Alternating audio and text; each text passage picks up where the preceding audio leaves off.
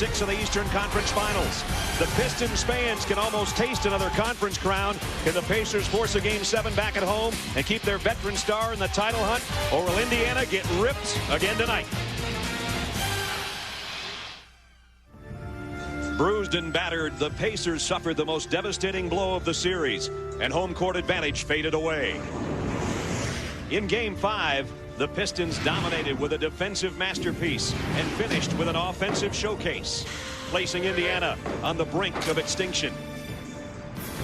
Tonight, the second edition of the Bad Boys head home, ready to close out the series and begin their quest for a championship. Standing in their way, the winningest team in the East. Can they regroup and keep their own trophy hopes alive? Pacers, Pistons, Eastern Conference Finals, Game 6.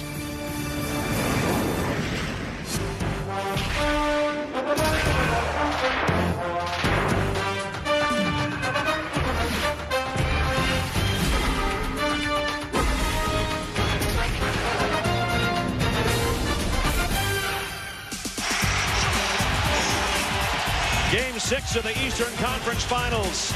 Fear the Fro. So that crowd. Over 22,000 on hand. The Palace of Auburn Hills. Waiting to see if their Detroit Pistons can close out the Indiana Pacers and advance to meet the Los Angeles Lakers in the NBA Finals.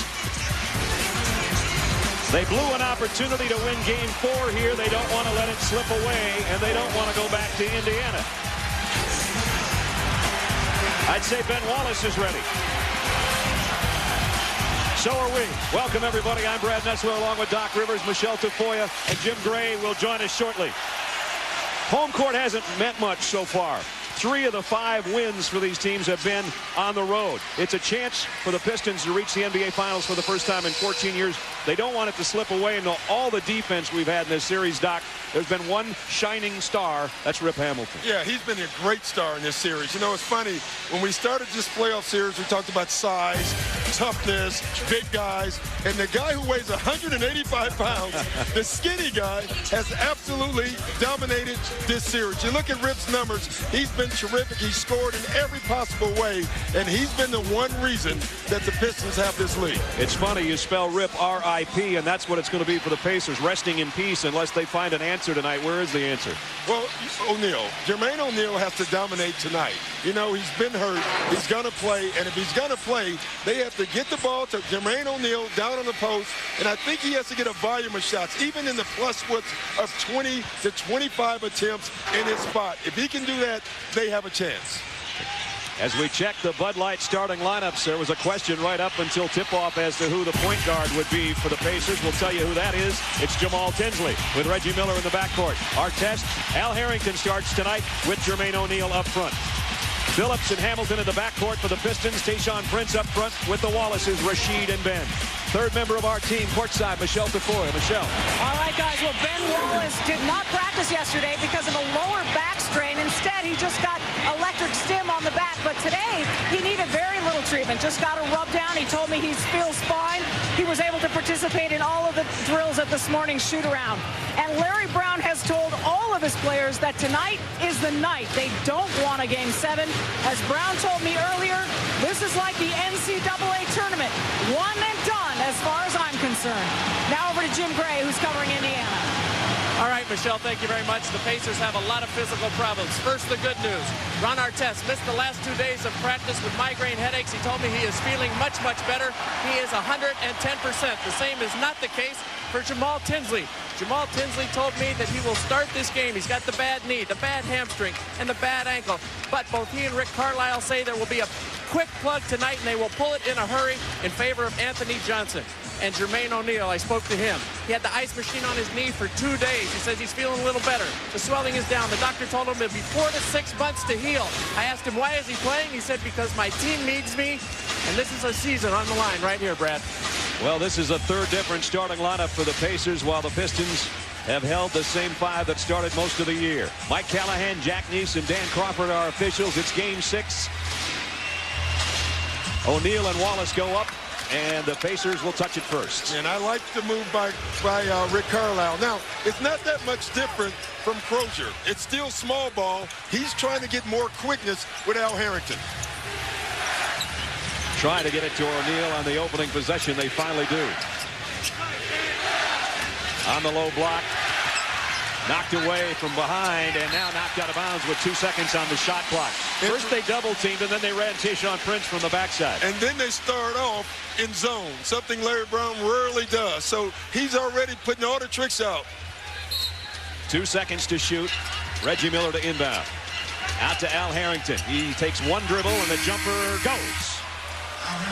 So Al Harrington hits the first basket of the ball game. And Al Harrington is a young, athletic player and a player who plays on confidence. The last thing the Detroit Pistons need to see from him is making that first shot.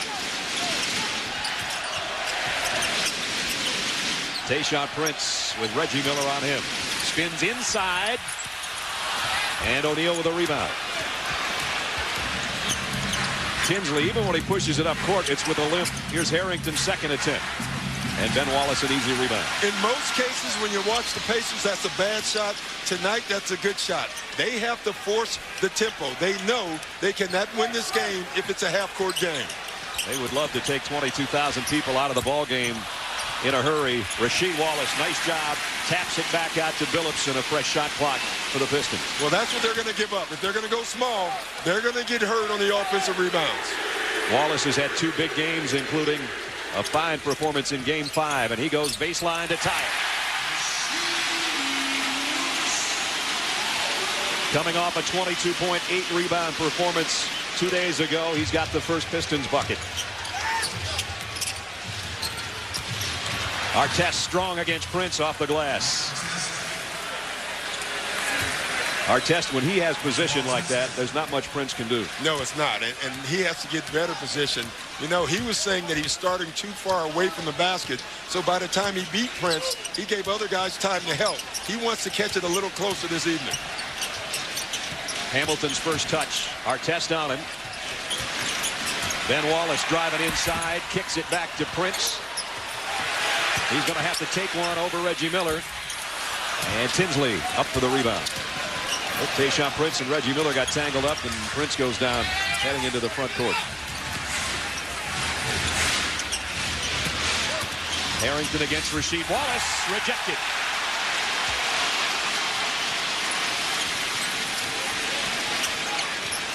So what we expected to see Ron Artest to open the game on Rip Hamilton is what we're seeing. Yeah, and so what Detroit's going to do is try to attack Reggie Miller with Tayshaun Prince. Rasheed Wallace, 3, in and out.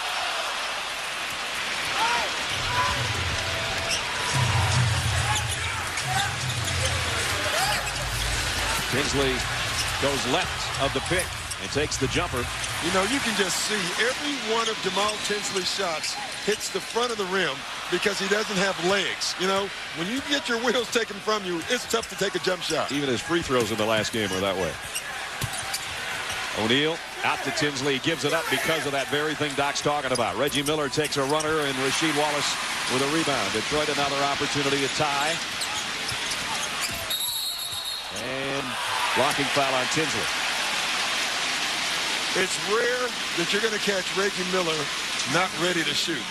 But on that last one, he had time to shoot the basketball, and he wasn't ready to shoot the basketball. He gave up a couple of shots late in Game 5 that had us looking at each other like, wait a minute, you're giving it up to Anthony Johnson? You're one of the best shooters of all time.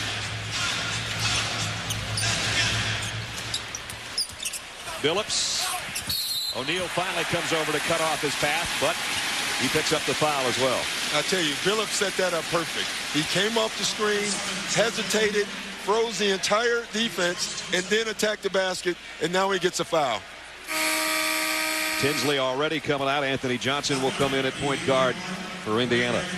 And I tell you, you know, you look at little things. When Rick Carlisle patted Tinsley on the back, that wasn't a pat saying good job. That was a pat saying good effort, yep. But I'm not going to play you anymore. I would be very surprised if I saw him again. Let's check in with Jim. Brad, as we said, there was going to be a quick plug. I don't know right now if Tinsley will return, but he was going to watch him very closely and get him right out of the game. As for guarding Rip Hamilton with Ron Artest, Carlisle told me that he did a great job on him early in Game 3, but it's a problem because he gets killed off the ball. A lot of weak side things happen. Not having Ron take care of Ben and Rasheed makes it a problem, so that's the reluctance to do it. know, it's interesting, Brad. They charted Rip's shots in Game 5, and they thought over half his shots came off of non-plays other than plays for him. Jermaine O'Neal knocks down the jumper to give the Pacers a 3-point advantage. So Artest, O'Neal, and Harrington have all scored the front line for the Pacers so far.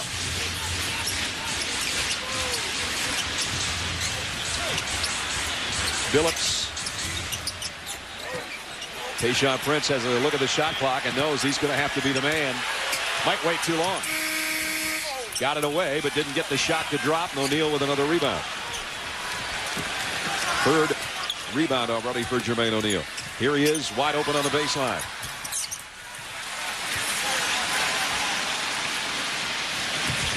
Rashid right back out to Prince. Now it's Hamilton with a little bit of a crease against Artest, and he drew the foul. Again, Rip Hamilton goes to the bucket. That wasn't a called set. That was free basketball. They push the ball up the floor. He catches Artest off guard. And look at the quickness. You know, we keep talking about him moving without the ball. That's moving with the ball. And Artest is a very tough guy to beat off the dribble. So Rip will go to the free throw line. We'll check in with Michelle. Well, I spoke with Rip Hamilton before the game, asked him if there was anyone on this Pacers roster who made it tough for him defensively, and he said the only one that can stop me is me. And I asked Larry Brown about it as well. He said, I don't think anyone in this league stops the great players one-on-one. Rip also added that definitely Artest is more physical, but he can't stop him one-on-one. It's the team defense that'll slow him down, guys. Yeah, that's a good point. Rip Hamilton told me before the series, if he keeps moving, then Artest can't put his body on him. Right. It's when he stands still that Artest is effective. Here's Artest powering his way through traffic. That was a good turn, power. Did you see the Red Sea open up? Sure did. You know, most people take charges on guards. With Artest, you got to think about it. You got to think twice. They thought too long, and he laid it in. He's got 4, and the lead goes to 4. That's like Earl Campbell coming down the pipe. Rasheed Wallace, tough catch. Harrington stripped it from behind, and Detroit turns it over. Reggie Miller for 3. Got it. Big start for the Pacers on the road, much as Detroit did in Indiana 2 nights ago. Well, the Pacers are playing free and comfortable. It's exactly what Rick Carlisle told them. There's no pressure on us. The Pistons have said they had to make it to the finals. We just want to keep playing good basketball, and you can see it. The Pacers want to get back home. They're playing like it right now. First it was Ron Artest. Watch him weave his way through the traffic and up and under. And then Reggie Miller, sensing it was time to force Detroit to a timeout, knocks down a triple.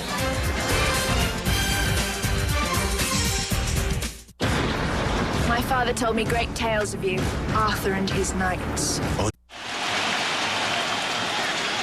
Welcome back to the Palace of Auburn Hills. The Pacers have a 7-point lead here in the early going. You take a look at Reggie Miller. He just made that 3-pointer, 5 points on the evening. This is a very, very superstitious man. He goes through a whole repertoire of things before the game. It's beyond belief what goes through his mind. Here are some of them. Goes through the same door, shoots the same warm-ups, has a drink of Mountain Dew, puts on the same shoe for same ball boy. Same trainer stretches him out. Handshake ritual with the assistant trainer. And then he has a PR shouting match with David Benner, the PR director. Here's what it was tonight. David Benner told him, hey, they're already previewing the Lakers and the Pistons. Why have you bothered to show up tonight? Why even come? It's all over. Everybody's written you off. Reggie responded, this is why they play the game. This is why they pop the popcorn. And this is why they hot the hot dog. I didn't know that's how you hotted a hot dog. I tell you what, if I did all that stuff before the game, I'd be exhausted. 7-point lead here early for the Pacers. Ben Wallace over and around Jermaine O'Neal. Smart move by Larry Brown. He knows Jermaine O'Neal already has 1 foul. So attack him low, because if you can cut him off with 2 fouls, then the Pacers are in trouble. You know, Doc, that was the first field goal for Ben Wallace in 87 minutes of action dating back to the 4th quarter of Game 3. They don't expect much offense from him, but it helps when he gives them some. Harrington against Wallace off the glass. Tough shot. Al Harrington starting tonight with 4 points. Really interesting. The Pacers staff told me 2 games ago that that's another thing that they saw, that Al Harrington is pretty effective against Ben Wallace. And when you look at the two, you just don't see it, but he is. Billups had it stripped by Artest. Detroit with more turnovers than they have field goals right now.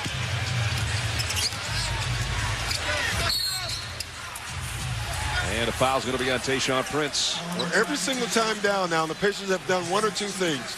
They've either run a pick and roll or they've gone directly to the post to O'Neal. That's where they think they can attack this Detroit's defense.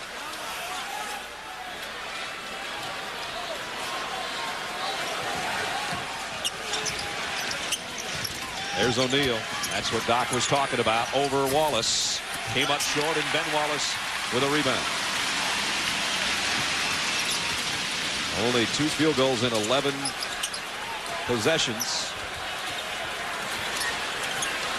See how they do this trip. Wallace caught it in a good spot. Trying to get his own miss, but Harrington pulls it down. Yeah, again, O'Neal was playing cautious defensively because he doesn't want to pick up that second foul. Rip Hamilton has yet to take a shot.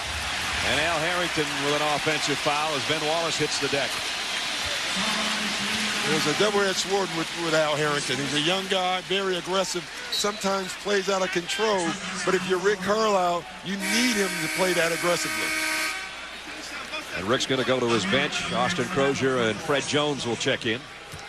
Here's another look at the offensive foul on Harrington. Coming down and just hip checks Ben Wallace, who hits the deck.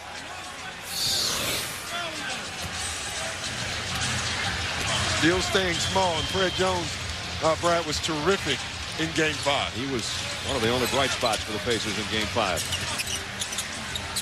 Chauncey Billups, a 3. And nobody home but yellow jerseys. O'Neal with a rebound. His 5th already in the first quarter.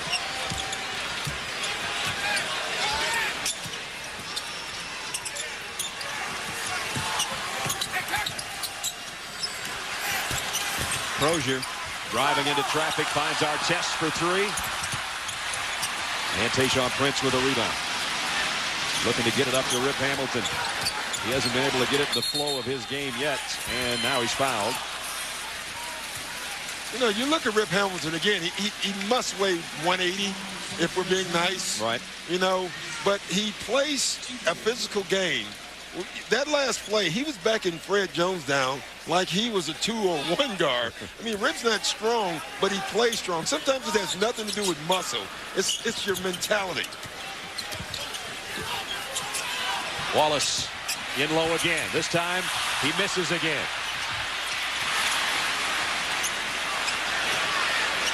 Chauncey Billups will try another 3, and he's missed 2 of those.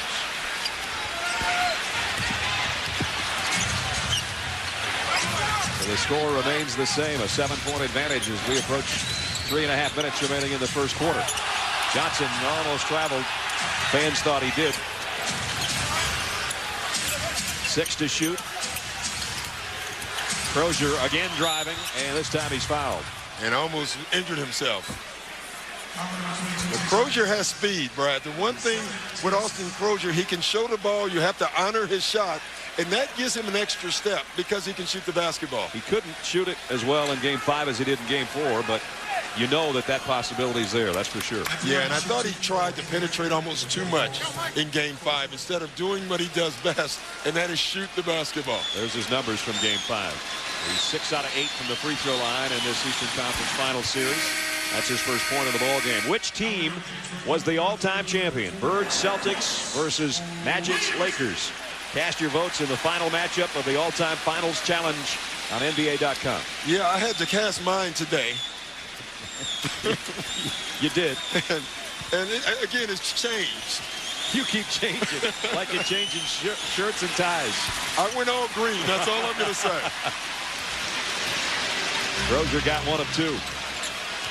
The lead swells to 8. Pistons have 2 field goals, one from Rasheed Wallace, one from Ben Wallace in close. Corliss Williamson into the lineup for the first time. Here's Rasheed open on the baseline. That's his spot.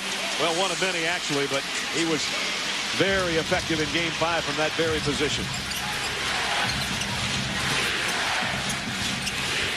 Fans had to wait till the Pistons finally scored again before they started their defense chat, and it didn't last long. Ron Artest lights it up for 3. I don't know what he was doing for those 2 days. but it's working. He wasn't practicing. And whatever pain he has in his head, he's putting the pain on the Pistons right now. We're talking about practice.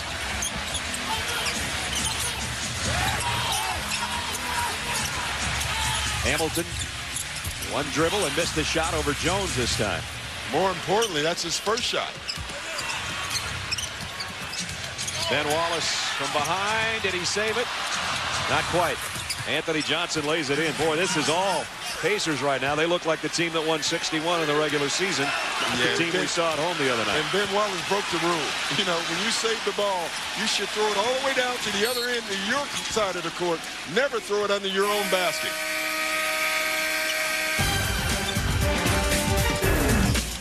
Game 6, a vital one. The Pistons don't want to go back to Indiana. The Pacers right now playing like they want to go back home to Game 7.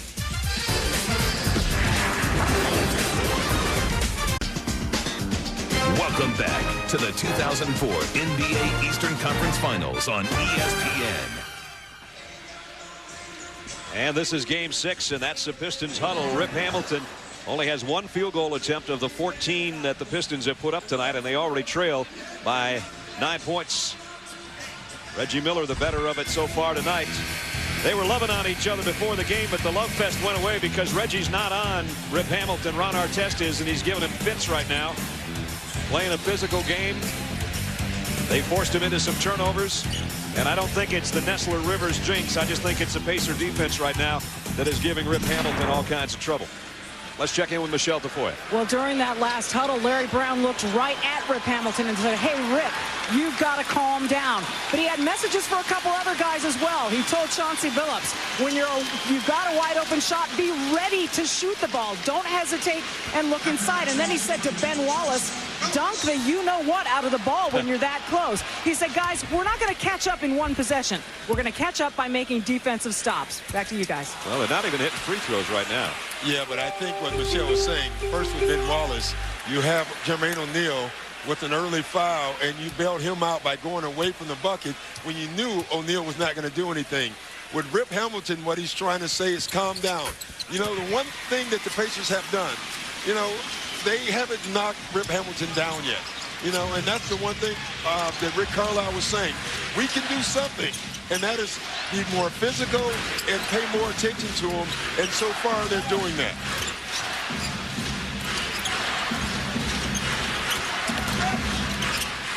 Anthony Johnson short on a turnaround, an air ball that Rasheed Wallace scoops up.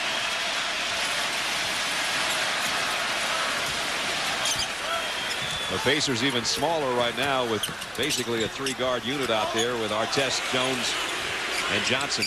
Well, you know what they're saying, Brad? You win. You're bigger. Now, Ben Wallace just did the same thing. Another one. Why not go up and throw that thing down? Yeah, you know what he was trying to do again? He is so conscious of being fouled, he went up thinking he was going to get fouled. Watch how he goes to the basket. He's looking for Harrington's body. Harrington moves out of the way instead of getting a sure to, because his free throw is definitely not a sure to.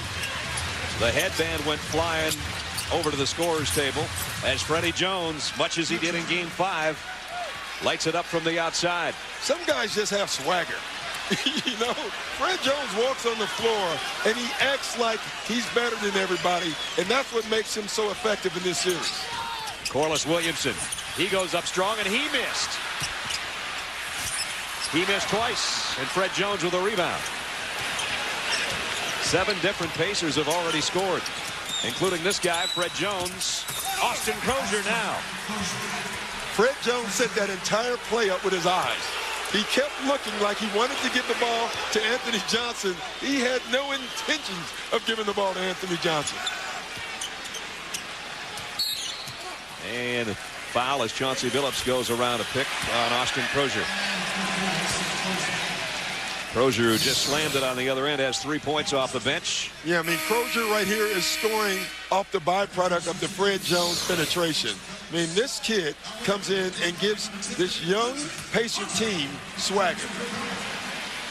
Larry Brown going to his bench, and Darvin Ham is going to check in, and Rip Hamilton will sit down. So early move bringing Darvin Ham off the bench is Detroit struggling mightily. You know, offense. I was interested to see how Rip Hamilton would come out. I think it's very difficult when you have to hear about yourself, quote unquote, being a superstar now. You know, for 2 days he's had to read that, he had to hear that, and you know, you start playing different when you start hearing those things. I heard that for 1 minute of my career. You know, and it is. You start thinking different thoughts instead of just coming out to play. I think that's what Larry Brown was saying about calm down. Virtually no difference on the shot clock and the game clock.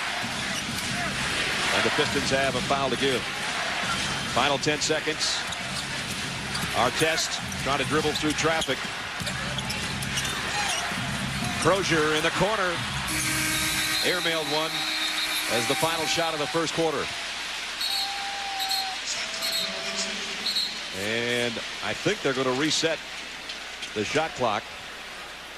So the quarter is not quite over. 0.6 left. And it's a good call because it was 24.6 when the Pacers had possession.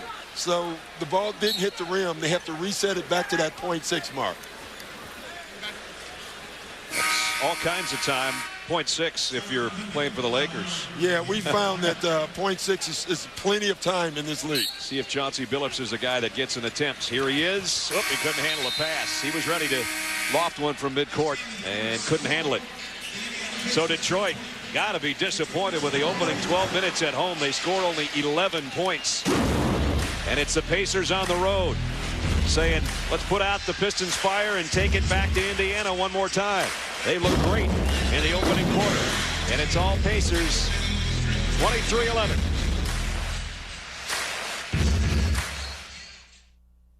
Time in that category. Of course, he's been with a lot of different teams, and he's trying to tell, especially the young guys on his squad, don't wait for another year. It might not happen. The young kids, they have a tendency to think this always happens, that they'll always be in this kind of position. And I try to tell them, you know, here I am, 30-something years into this. I only experienced one final. I told them about, you know, when I won in college, when we won a national championship, that I didn't get to enjoy the moment, but every now and then I ride down the highway and I get a big grin on my face because I know we won a national championship and how special it was. That was at Kansas. He's been in the NBA Finals before, was the oldest coach to reach the finals at age 60. Now he can add to his list at age 63. If his team can win one more game, they go to meet the Lakers. Well, I tell you, and Larry Brown hit on a great point, sense of urgency. And a lot of the young guys, they don't understand it. They make the assumption, Brad, that they're going to be back and they're going to come back. And I can tell you this, I remember when I played for the Hawks and that Larry Bird Dominique game, yeah. I assumed that we would be back there every year. You know, I never made it back. Never made it back. Never made it back. Let's check in with Michelle. Well, last night, Larry Brown got a call from his old college coach, Dean Smith, who told him, hey, I've been watching, and each possession is so critical. Make your players understand that each possession defensively, you have to play the right way. And ironically, tonight, he's been preaching defense in every timeout, guys. 3 on the shot clock. Rasheed Wallace short-armed it a little bit. And battling for the rebound. Chuck Daly got a huge ovation when he was shown on the big board a couple of timeouts ago. Of course, the man that helped the Pistons for the World Championships. Yeah, I had a long talk with Chuck Daly before the game, and he's still, you know. Does he look great or what? He looks great. He's not coaching, but he is coaching, if you know what I mean. He's a terrific guy. Chuck was the oldest coach to win a championship. He reminds me so much of Phil Jackson, you know, Brad, as a coach, because of his X and O's and his people skills. And if Chuck looked like he's 73 years old, he certainly doesn't. That's the case. Defensive 3-second call. Rip Hamilton will shoot the free throw. He and Chauncey Billups both even struggling from the line tonight, but he hits that one. Yeah, I tell you, that's dangerous, though. You know, Rick Carlisle was thinking the technical will take the fact that it was Rip Hamilton who got up there and made that shot. Gave him one more stroke. Exactly. Right? He didn't need much to get him going. Now I would watch him. The Pacers, who've had so many offensive droughts in this series, it's the Pistons right now that are in the middle of one. That time Wallace did try to go up and dunk it, and he still had it rejected. Kenny Anderson in the lineup now. Jonathan Bender, I don't know about a three-pointer the first trip you're down court, but he took it anyway. Well, I think that's what he does. And that's a tough shot when you've been on the bench for so long. Lindsey Hunter in the backcourt right now for the Pistons. This thing, Jonathan Bender has played 2, 3, 4, and now 5 in this series. Hunter on the baseline, and he airmails one right to Bender. Detroit's missed its last 6 shots.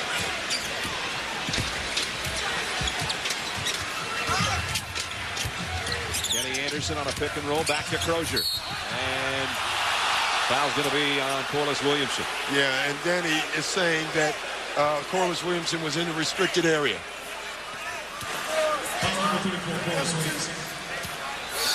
And watch the back of his feet. Ooh, I don't know. Tell you what, it was close. And that's what that chat's concerning right now.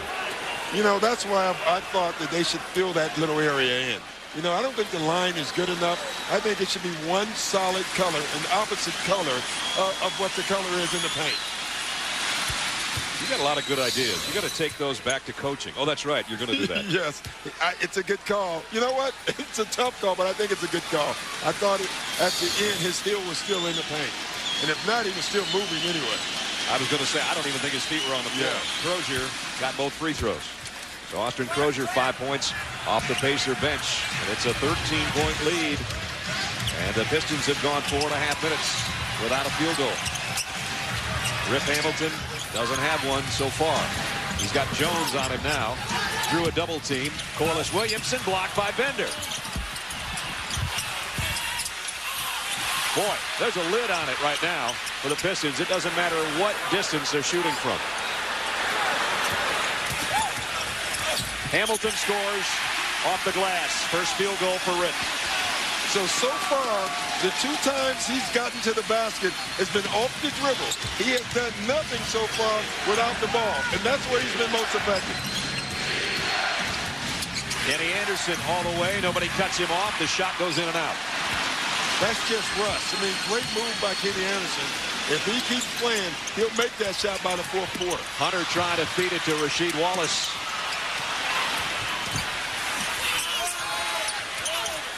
Hunter hits the outside jumper. Great timeout by Rick Carlisle. He doesn't want to give these fans any chance to get into this game. I think they're into it anyway. 9:26 remaining in the half. Detroit, the long field goal drop broken, and then they knock it down the next trip down court, back to single digits.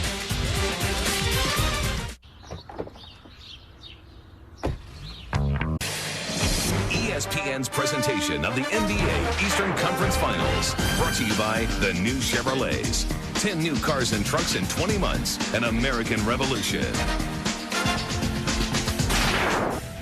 Kevin Frazier and Greg Anthony in the studio, and for the first time in the open era, 3 of the top 4 seeds at a major lose on the same day as Venus Williams knocked out her sister Serena, and also the local Amelie Mauresmo. Leave that name alone, Kev. I'm just going to talk about Jennifer Capriati. Go ahead. She's able to return to form. She's beaten Serena the last 2 times they faced.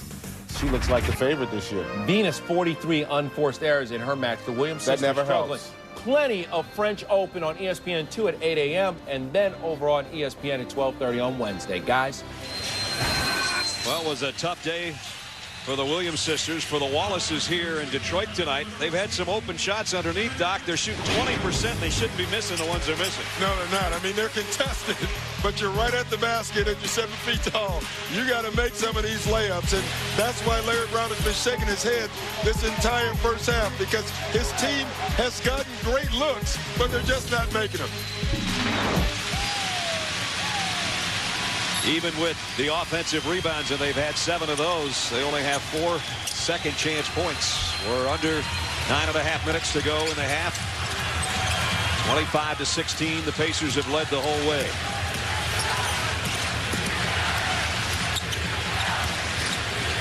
Kenny Anderson looking for some help. Crozier spins through everybody and turns it over. See, Crozier is trying to do too much. You know, he is a guy that can take you off the dribble, but he is a guy who makes jump shots. If he doesn't have the jump shot and doesn't have a straight line drive, I think Rick Carlisle wants him to move the ball. Don't be a creator. Let people create for you. Let's see if Rip Hamilton touches it this trip down court. Mehmet Okur is also in the lineup for the Pistons. And they turn it over. Another opportunity by the board to try to cut into the lead. Lindsey Hunter gets it back. And Kenny Anderson with a foul.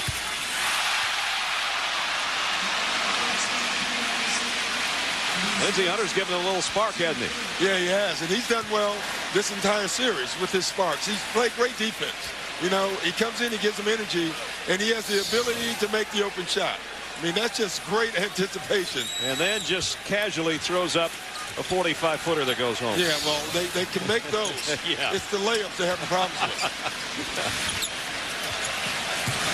Hamilton, baseline, in and out. Well, he had a look. And that was the best look. That was the best look he's had this evening. The Pacers, for the 21st time in the series, have a field goal drought of over 3 minutes. It's over 4 right now. But they still have the lead, 25-16. O'Neal gives it up.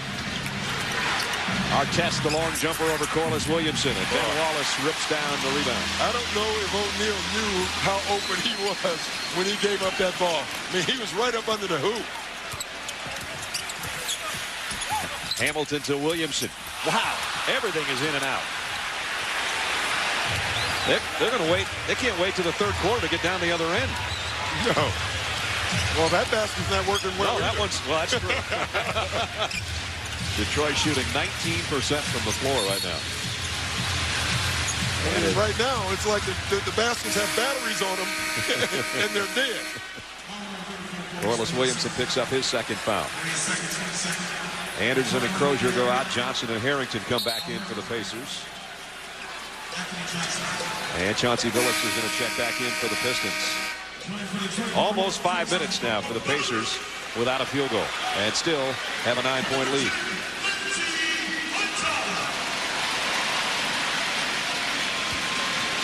Pacers with Jones, Artest, Harrington, Anthony Johnson, and Jermaine O'Neal on the floor for them.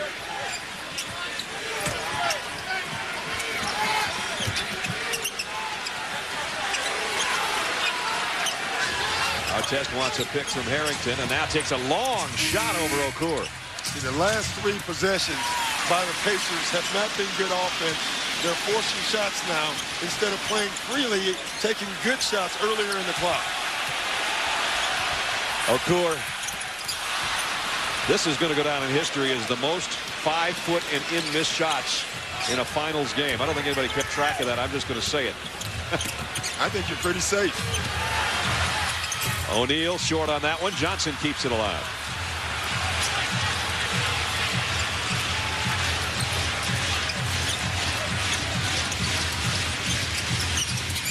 Jones, a pick and roll to Harrington. And the drought continues. Ben Wallace, his 7th rebound. See if the Pistons can score. Williamson gives it up. Nobody wants it right now because it won't go in for anybody. Rip says, I'll try it, and he doesn't score. Yeah, and that one was a forced shot. You don't see Rip force many of them, but you can see there he's pressing a little bit. This is a smart move here, going right back to O'Neal. Ben Wallace almost swiped it from him, knocks it away a second time. And now O'Neal throws it away. Wow. Hamilton is fouled this time. Oh, no, he's not. Yeah, he pushed fouled. off. Yeah. And again, that's 2 shots in a row where Rip Hamilton decided, I'm going to make something happen, and he's the king of letting things happen. Right now, he's trying to force things. The score is the same as it was our last time out. Nothing dropping. There's the foul on Hamilton as he continues to struggle. And the Pacers frustrating the Pistons on their home floor.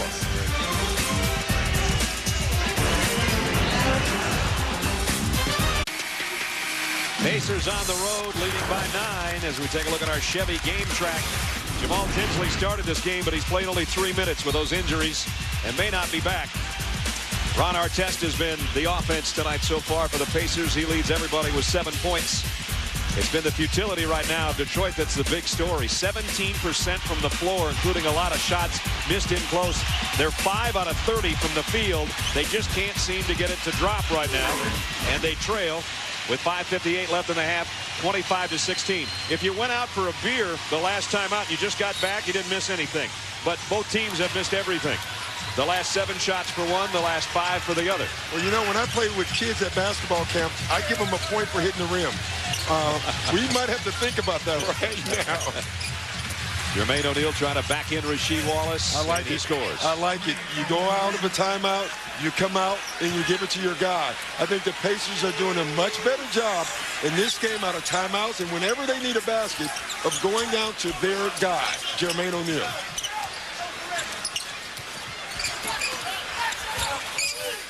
Rasheed Wallace forced the pass inside, and Detroit turns it over again.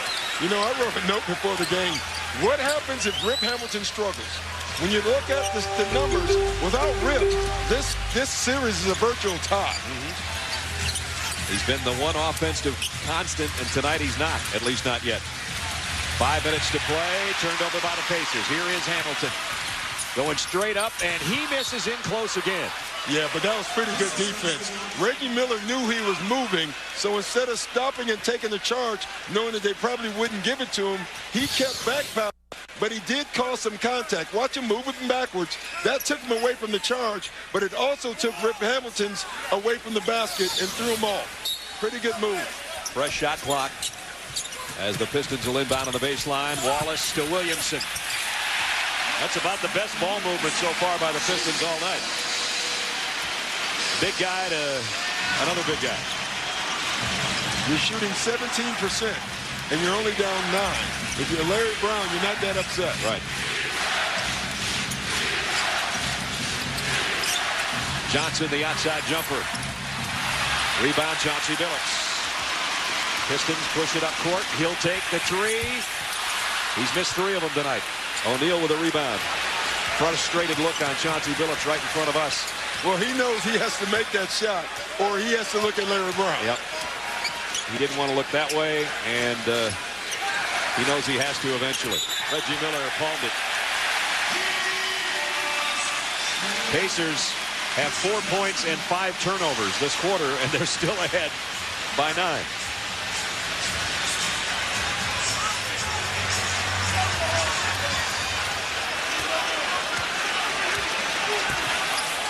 Six turnovers for the Pacers, along with 6 field goals. That's not a good sign either. Hamilton takes it to the rack this time. Tell you one thing I do like with Rip. He's not scoring off the ball much. He's scoring off the dribble, but he's attacking the basket. He must stay aggressive. Jermaine O'Neal takes it over Okur, and he airmails one to the baseline. And now the Pistons will come down with a chance to cut it to 5, and the crowd at the Palace back in it. You know, we talked about the volume of shots that Jermaine O'Neal has to have. That's not the type of shots that we talked about. He has to stay on the post and play with his back to the basket. The last 2 times he's decided to open up and face the basket, I think they can guard him that way. Rip Hamilton has had to fight for every shot. He has 6 points on the night, and he has the Pistons back to within 7.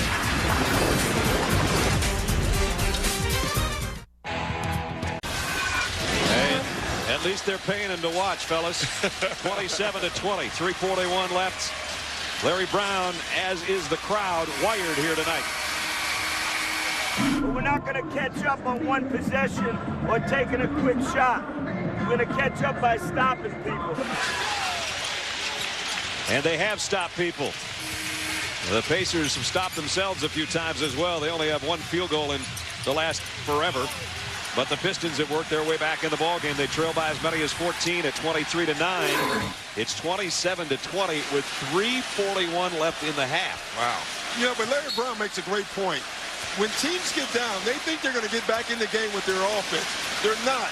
the reason you're down is usually because of your defense and you're not getting stops. And in this series, no one's offense is good enough to get them back in, so they have to play great defense. A whistle before Corliss Williamson makes that move to the basket, and foul's going to be on Al Harrington, and that's his third.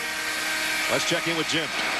Brad, when the Pacers get the ball on offense, Rick Carlisle is telling his guys every time, guys, get the ball into Jermaine. Let him make the decision on the cutter or go strong to the hole, as Doc Rivers has been saying. He wants the ball through Jermaine every time on the offense to end this drought. Yeah, I think it'd be a wise move. Now, when Jermaine O'Neal gets it, he then must play with his back to the basket. He can't open up because that allows the quicker, bigger guys to guard him. Rasheed gives it back to Corliss Williamson. Ben Wallace tried to slam it and couldn't. And it's last touched by Harrington out of bounds. Michelle.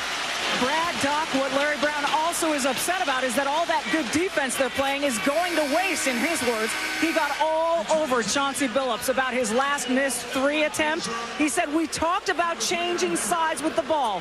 That was not moving the ball. That was a bad shot. I think Chauncey hurt him. Yeah, we saw it, and I mentioned it. Right when Chauncey missed that shot, he turned and looked right at the bench. But I got to say, that is something Chauncey has always done. Wow. Ben Wallace. Have to stop because that was a made bucket. Chance to add one.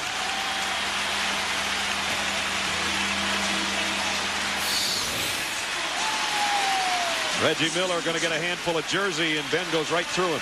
I don't think Ben even knew he was there. I don't think so either.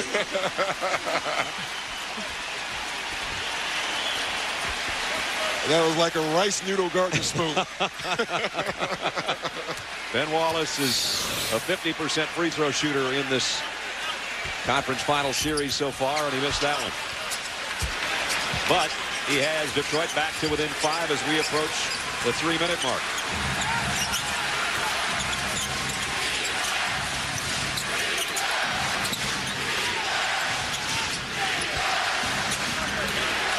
Crozier backpedals and takes a shot, and it's kept alive by Anthony Johnson.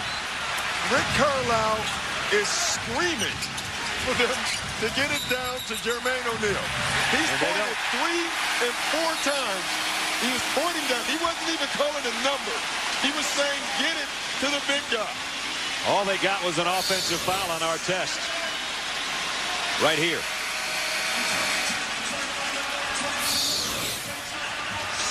Second on Artest.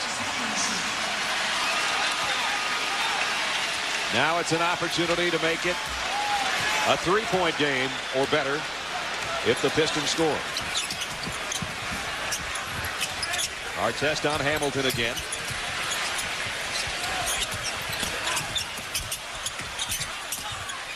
Ben Wallace, they'll give him that all night. The crowd urges him to take it, but he got his own miss. And he won't miss that one.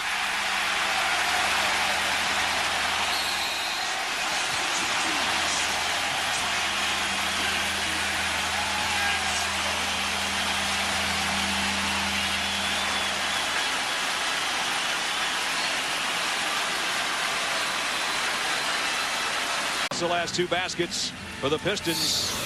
Well, when you think about it, the Pistons are struggling offensively. So who do they go to? Their offensive juggernaut, Ben Wallace. I mean, here, Jermaine O'Neal just runs by, doesn't block out the shooter, and you can't not block out Ben Wallace, of all guys. Well, it's only a field goal difference now between the Colts and the Lions here as we approach the 2-minute warning. Probably the score of the halftime the last time those 2 teams met. No, I doubt it. I think Mariucci would take that right now. I think Mariucci is in the building tonight. He is. So is Tom Izzo, his good buddy, Michigan State head coach.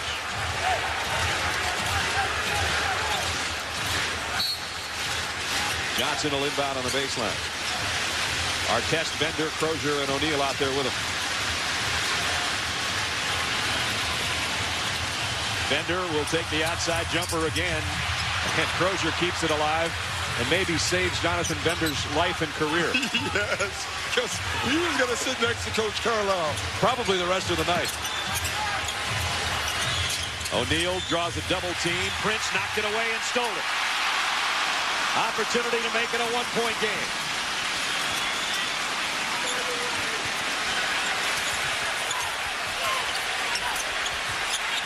Rip Hamilton needs some help. Gets it to Billups. 10 on the shot clock.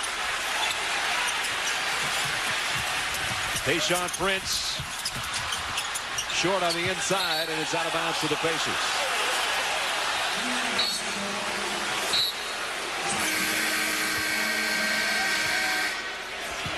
Rasheed Wallace has been a non-factor since early. He had 2 quick buckets.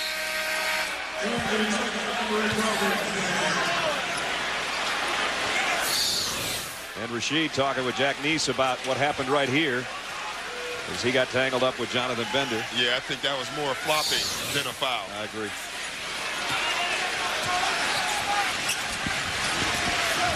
The Pacers only have 2 points since we had a timeout at the 9:20 mark. And now we're down near a minute. Johnson baseline jumper, and that one's short as well. Rebound, Chauncey Billups and Rip Hamilton bring it up together. Hamilton, jumper is too strong. Kept alive by Darvin Ham. Billups tried to feed Ben Wallace. He threw it right to Reggie Miller. See, that was from that last time where he took the quick 3. That was a shot for Chauncey Billups, but he didn't want to take it because he knew if he missed it, what would happen. O'Neal gives it up. Artest will try a triple, and he knocks it down. Ron Artest has been the offense for the Pacers. He's in double figures with 10. The lead goes back to 6. The opportunities for the Pistons to make it a 1-point game or tie it have gone by the boards. Rasheed Wallace for 3.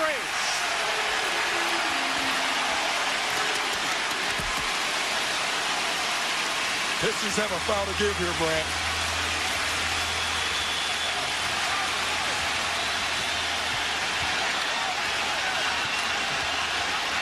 Artest looking for a pick from O'Neal. Gives it up. Crozier for 3. Oh, what a big shot by Crozier. It's not the first time that's happened in this series. Oh, and Larry Brown is furious right now because he knew they had a foul to give and didn't use it, and instead they give up a 3-point shot. He is hot, and he should be. His team trails at home in Game 6 by 6. It's not going to be a happy time in the Detroit locker room, I can tell you that much. No. And Austin Crozier, who was quiet in the last game, tonight comes out with 8 points as a sub instead of a starter. Let's check in with Jim Gray. With Jermaine O'Neal. Jermaine, what are we to make of this game? What's going on out here? Both teams are playing hard. We got to make some shots. I got to stop turning the ball over and be a little more effective. How can you win with 10 points and 7 turnovers in a quarter? I don't know. I think defense has something to do with it also. We're able to stop those guys, but we got to do a better job on taking care of the ball. We're fortunate enough to have this lead, but we got to turn it up. We plan on taking this back to Indiana. Can you describe the amount of pain you're feeling in your knee? It's hurting me, man. I just got to get what I can give. I'm trying my hardest, but I got to step it up. It's no tomorrow. Got to be able to take this back to Indiana and win the series. Jermaine, thank you. Good luck in the second half. Thank you. All right, back to you, Brad. The only way there will be a tomorrow is if they can maintain the lead to take it back to Conseco Fieldhouse. Coming up, Toyota halftime show. Kevin and the guys talk about the NFL veterans release today. Not a good day for the Williams sisters, the French Open, and the Lakers are waiting for whoever's going to win this series. Right now, it's Indiana on the road with a 6-point lead. Home court hasn't meant much so far in the Eastern Conference Finals, and the Pacers are proving that again tonight. 33-27, our halftime score here in Detroit.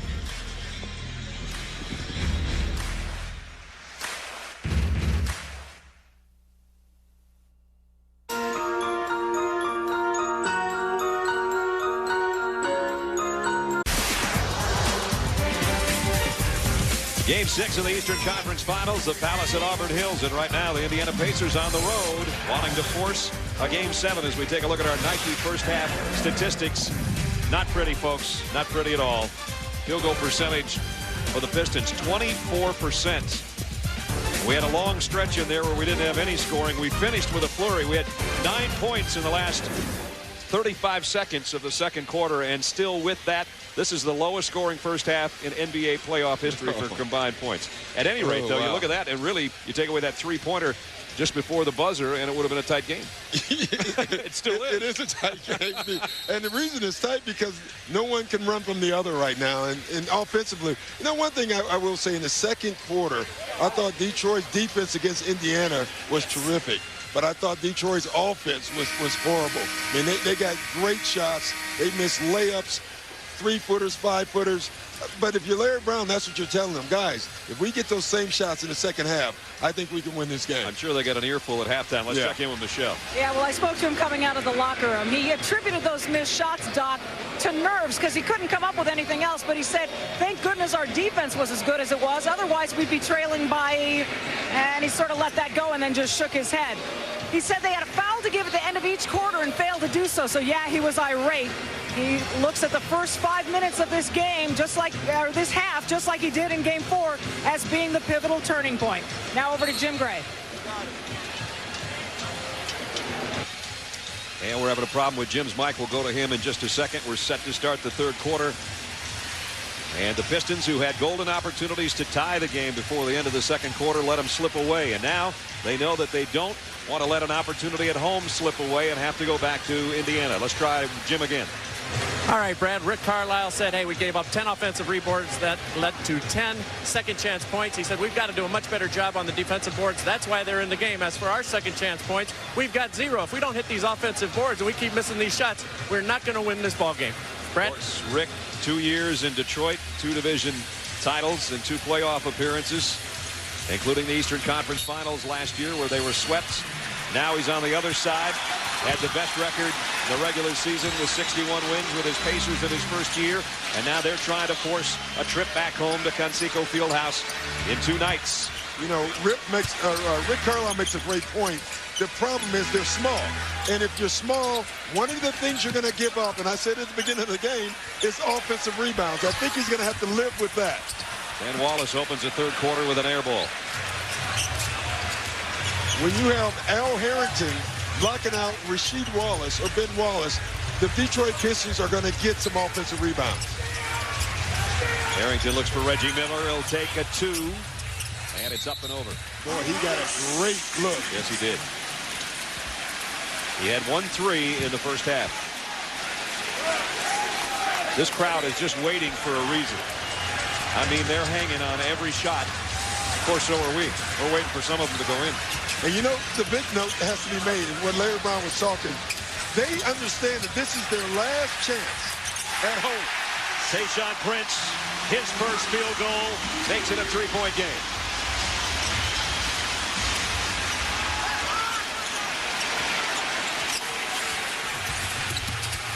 Johnson gives it back. O'Neal from 17. And Jermaine O'Neal with 6 points. And I think Rick Carlisle, at least early on in this quarter, will watch the clock and the score. And if Detroit makes any run, he'll call a quick timeout.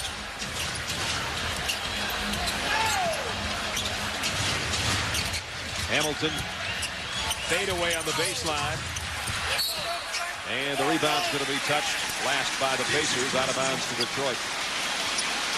See, again, Ron Artest has done a terrific job on Rip Hamilton. Yes, he has. You know, what he's making him do, he's not allowing him to move without the ball. He's bumping him. He's impeding his progress, and that's hurting him. So Rip now is trying to score off the dribble, which is tough to do against Artest. Tayshaun Prince, the first 2 field goals of the quarter for the Pistons. He has been almost non-existent offensively in this series, and he couldn't have had 5 better points than the 5 he just scored. Johnson, fouled by Billups. I tell you, Anthony Johnson has been very effective. Yes, he has. He gets to the bucket, he's drawing fouls, and he's getting other guys open. He is being a creator, and that's what they need him to do.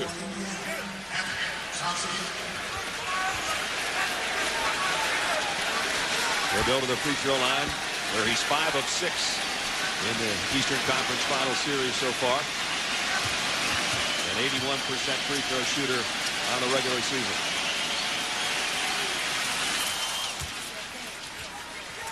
His 3rd point makes it a 4-point lead.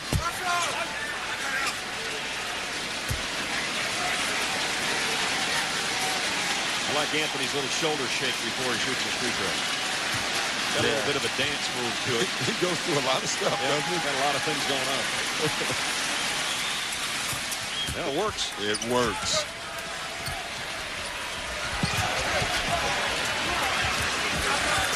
Rip Hamilton brings it up where number 23 will meet him.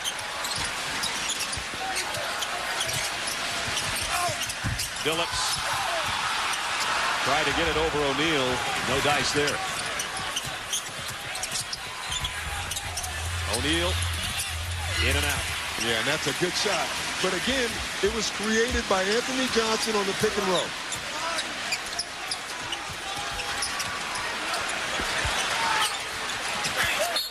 Prince has it knocked out of bounds. Boy, the Pacers got lucky. Both guys went with Tayshaun Prince. No one was guarding Rasheed Wallace. Rasheed Wallace has got to start touching it, Doc. Yeah, he does. He, to me, is a lot like O'Neal. Both guys, O'Neal for the Pacers, Wallace for the Pistons, have to shoot in volume for either team to win. Ben Wallace pushed it up and hit the bottom of the backboard out of bounds. Frustration continues offensively for Larry Brown's Pistons. You know, as this game goes on, I think the pressure switches over to the Pistons more and more. Absolutely. Because they know if they lose this game, then they have to go on a road to try to get to the finals.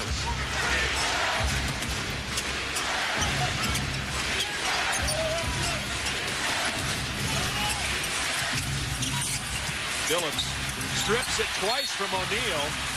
And still has nothing to show for it except a shot clock that's down to 3. But again, look where O'Neal has the ball. Where he's turned over the ball is in that spot. When he's gotten it low, deep on the post, he's been very tough to stop. They've got 3 to shoot. Artest will be the man to trigger. This is where you look for Reggie Miller. But he can't handle it. Harrington's going to have to shoot. Doesn't know the clock. And didn't get it away in time. Got to know the clock. Let's check in with Jim Gray. Jim?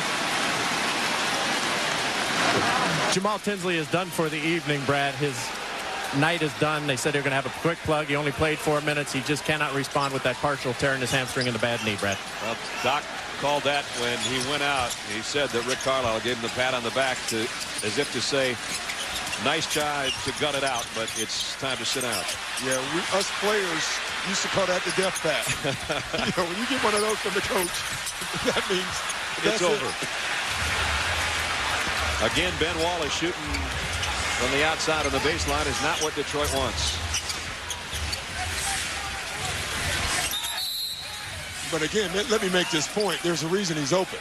You know, that's not by happenstance that we keep seeing Ben Wallace wide open with 6 seconds on the shot clock.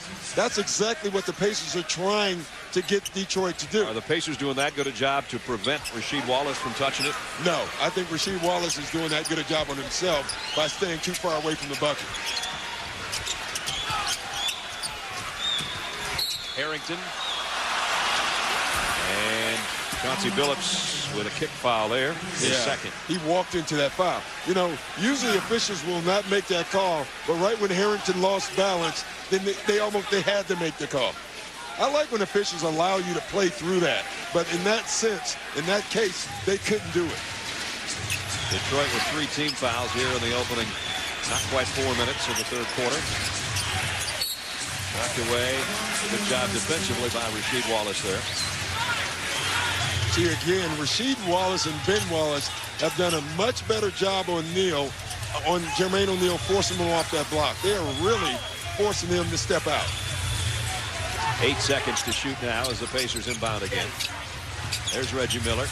Makes the catch, got Rip Hamilton to fly by, but he missed a tree badly. Yeah, and that was because of Tayshaun Prince. That was great defense. Here's Tayshaun Prince going to the offense. Missed his own, got his own missed shot. But Tayshaun getting aggressive here offensively for maybe the first time in the series. Yeah, he's aggressive offensively, but I tell you, that last run out of Reggie Miller surprised Reggie Miller that he can get there that quick. I would think Reggie would know that by After now. game 2, when he came out of nowhere to block the shot, the block heard round the Eastern Conference Finals that night. Rip Hamilton on the inbound, trying to find some space and room, and he can't. Boy, he hit the ground hard.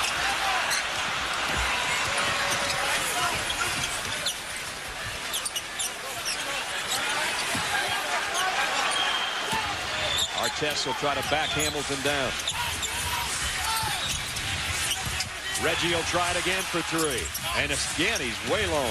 And again, Tayshaun Prince is flying at him. Jermaine O'Neal, top of the circle, and he knocks it home. I think you'll see a timeout from Larry Brown pretty soon also if the Pistons keep struggling offensively the way they are. Still, they trail by only 7 as we approach 7 remaining in the third quarter.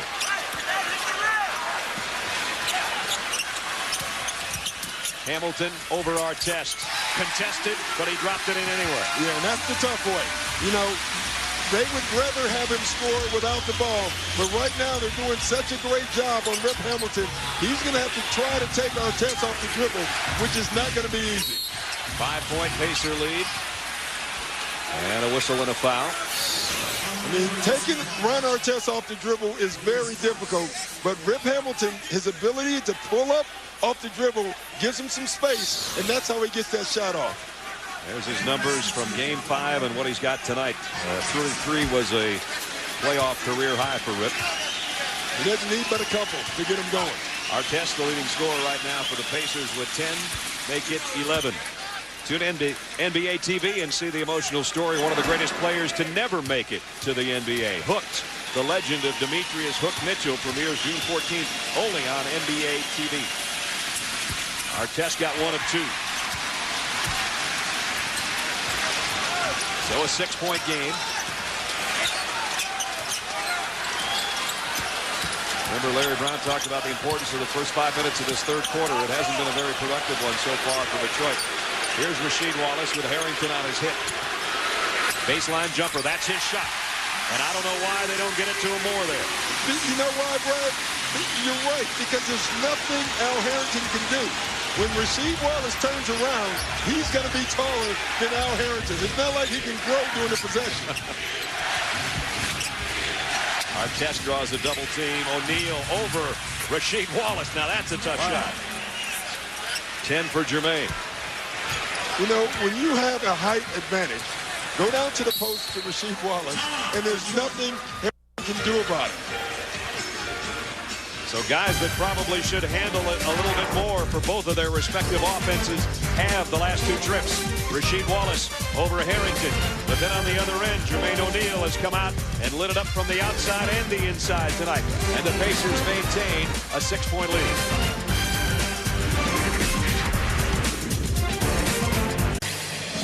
ESPN's presentation of the NBA Eastern Conference Finals, brought to you by Sky Sport, the new low-carb ultra-premium malt beverage with a taste of citrus and cranberry. Nike, and new Sprite Remix Berry Clear. Change the rules, change the flavor. Welcome back to the Palace of Auburn Hills. I'm Jim Gray.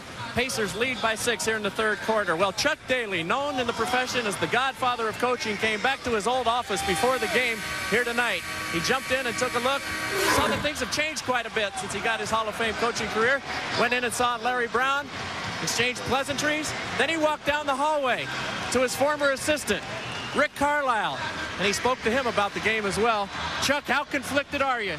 You were a championship coach here twice, and you have an assistant coach who's now a head coach over there with the Pacers. Yeah, it's a tough one because defined my career here in Detroit, so I'm a big Detroit fan, but Rick's a close friend of mine, so say la vie. And you got Ronnie Rothstein over there as well. Exactly. You invented, or at least you're credited with it, with emphasizing defense. Was this what you had in mind? No. You know, a lot of people don't understand. We averaged 106 when we won it, 104, not 102. But I understand where it's come from. And then Riley, of course, took it to new heights. It's ugly basketball. Also, you played the Lakers twice in the finals as a big underdog. So you know what it's like to beat them. You beat them once of 2 times. Can either of these 2 teams beat the Lakers? No, truthfully, I don't think they're going to beat them because they have too many offensive people. But I do believe it's going to surprise some people, particularly if Detroit wins it, because they got about 6-7 footers sitting over there if they could get enough offense.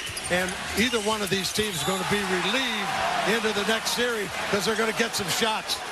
Chuck, let me ask you as well. Hubie Brown did a great job this year with Memphis. You're going to be 74 years old. You still get a lot of calls to head coach. Would you ever entertain it?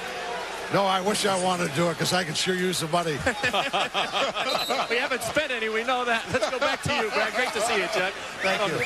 I don't know if it's Reverend Daly or Father Time with that outfit, but I like that.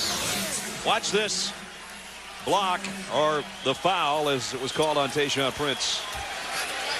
Yeah, he came down pretty tough, but once he heard that whistle, he felt a lot better. Chuck Daly can coach today, tomorrow, or anytime he wants to. Tayshaun Prince will sit down with 4 fouls. I find it interesting that every coach you talk to, Mike Fratello, Hubie Brown, Chuck Daly, Pat Riley, everybody's passing the buck on the defense. I think you should be proud of playing defense, but Chuck makes a great point. His team still scored in the hundreds. There was a time when I was worried we were going to get to 100 combined in this game. 5:29 remaining, third quarter. 8-point lead again. The Pistons have never led. Rasheed Wallace turns on Crozier. Ben Wallace with a foul. Boy, that was close. I don't know if that was out of the rim. But, you know, Ben was up there so long, it looked like he waited until he thought he came outside of the rim and then pushed it back through. And with as much frustration on the missed shots in close for the Pistons in the first half, he was going to make sure when he got that hand on it that it was going in. Rasheed Wallace picks up the foul. That's his second. Well, number one, I like what both teams are doing. First, they go down to Rasheed Wallace, the Pistons do, and that gets him a great shot, and Ben Wallace gets the follow through. Then on the other end, they're going down to O'Neal. So the two guys who have to get involved in this game are starting to get involved in this game. Definitely, Jermaine O'Neal has, in this quarter, 8 of his 12 points already. You know, which is a lot because he has struggled in the second half so far in this series. And I guarantee you at halftime, Rick Carlisle said, listen, guys, every second half we've gone away from Jermaine O'Neal. We have to make a point of getting the ball to him in volume. While the Pistons have foul trouble with Tayshaun Prince, the Pacers have no foul trouble and no fouls so far this quarter. That is less than 5 minutes from expiring. Jermaine O'Neal's numbers tonight.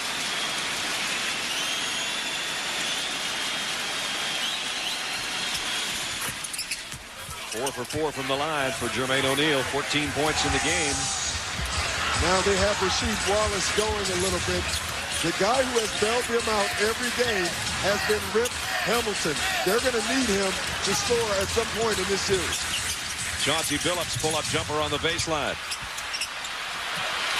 Pistons keep it alive as it comes out to Hamilton. Now it's Billups for 3. And Artest the rebound. Chauncey Billups is 0 for 8 from the floor.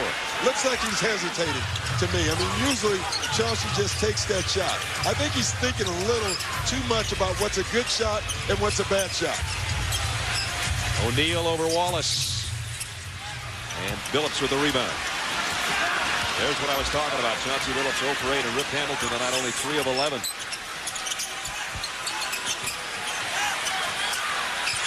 Hamilton in traffic. Boy, I tell you what, Rip Hamilton is a magnet tonight. Every time he touches the ball, you see 1 and 2 Pacers on him. The fact that they're not allowing them to move without the ball, but instead catch the ball, well, now they have time to give help because they see where the ball's at, has been significant tonight defensively. That's the second foul on Hamilton.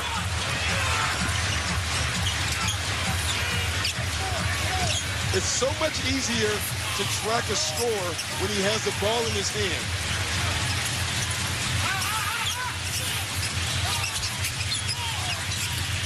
Artest got 3. And Rasheed Wallace the outlet to Rip Hamilton. In some traffic. He drew a foul. And this one's on Harrington, and that's going to be 4 on him.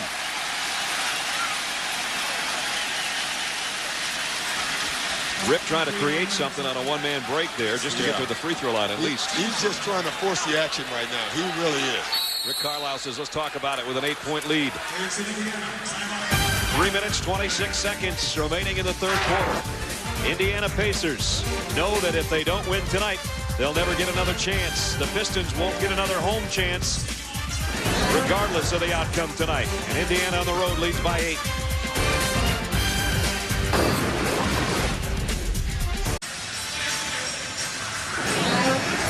Pistons fans looking for something to celebrate about. They would hope that it would be a home win tonight to wrap up this series, but the Pacers have different ideas, and they lead by 8. Oh, my. That's a good look. Jermaine O'Neal's been huge this quarter. He has 10 of the 13 points this quarter for the Pacers. And the second halves have been struggles for him, but not tonight. No, and I guarantee you again, Rick Carlisle said it after Game 5 that it was his fault and that the players have to know that they have to go to Jermaine O'Neal more in the second half. And Jermaine has gotten great touches in the first half, but in the second half he has not. Tonight, he's getting every look that he needs to get so far. In the second half, he has to continue to do it. Let's check in with Michelle Tafoya. During the timeout, guys, Larry Brown said, we are in bad foul trouble, and we are not going to win this game by jacking up shots. We have to get everyone the basketball. We got to get into this game right now. Don't allow any more separation. We must win the next 3.5 minutes. Brad, Doc? You know, it's a good point, Brad, and I think right now, me watching the Pistons, everyone, single guy, is trying to win this game for them because they want to win so badly. And that happens with teams. It's not a selfish thing. But they're being taken out of their offense because each guy is saying, well, I'm going to get it started instead of trusting their offense. They trail by 6 with 3:20 left in the third. Bender in trouble. Got it to Artest. Kenny Anderson back in there at the point guard spot, and he just threw it away. Ben Wallace does a nice job of getting that one wrapped around O'Neal and getting the steal. See, I like when Kenny Anderson is coming in. The Pistons are pressuring him. They know, as good as he is, he hasn't played in 2 months. Corliss Williamson's alone on the baseline, and he knocks it down. Back to it in 4. See, great point by Larry Brown. When you run your offense, guys seem to get open. When you try to do it by yourself, you're drawing too much attention. The Pistons get a defensive stop here. This crowd's going to go crazy.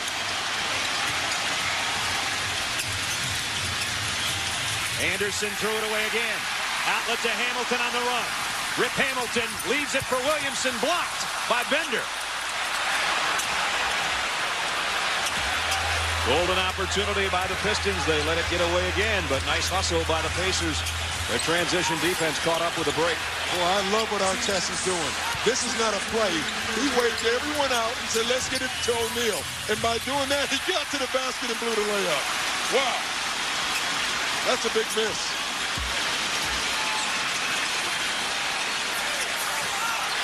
Hamilton's been wearing Artest all night.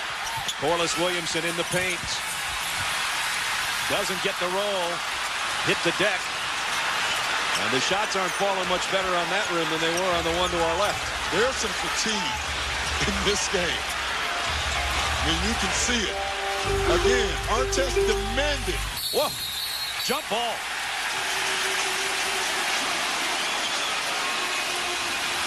How about that muscle? That's great. I love what Artest is doing, though, Brad.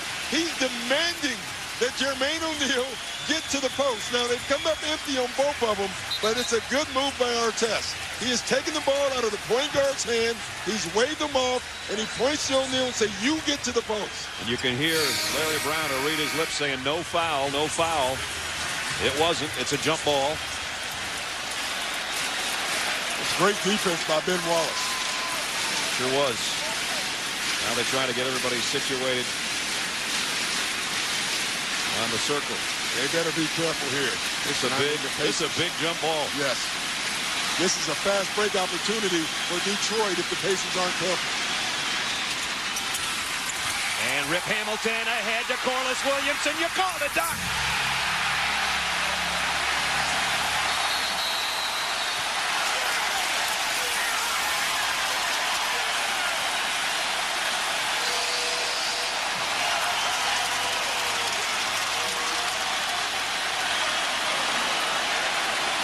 Pistons aren't dead yet. And the crowd couldn't be more alive. This is what Doc said. You got to watch out for the fast break. Hamilton got the look. Corliss got the flush.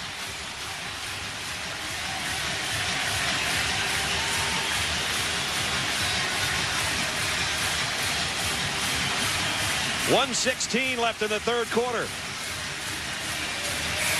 And it's a 2-point ball game.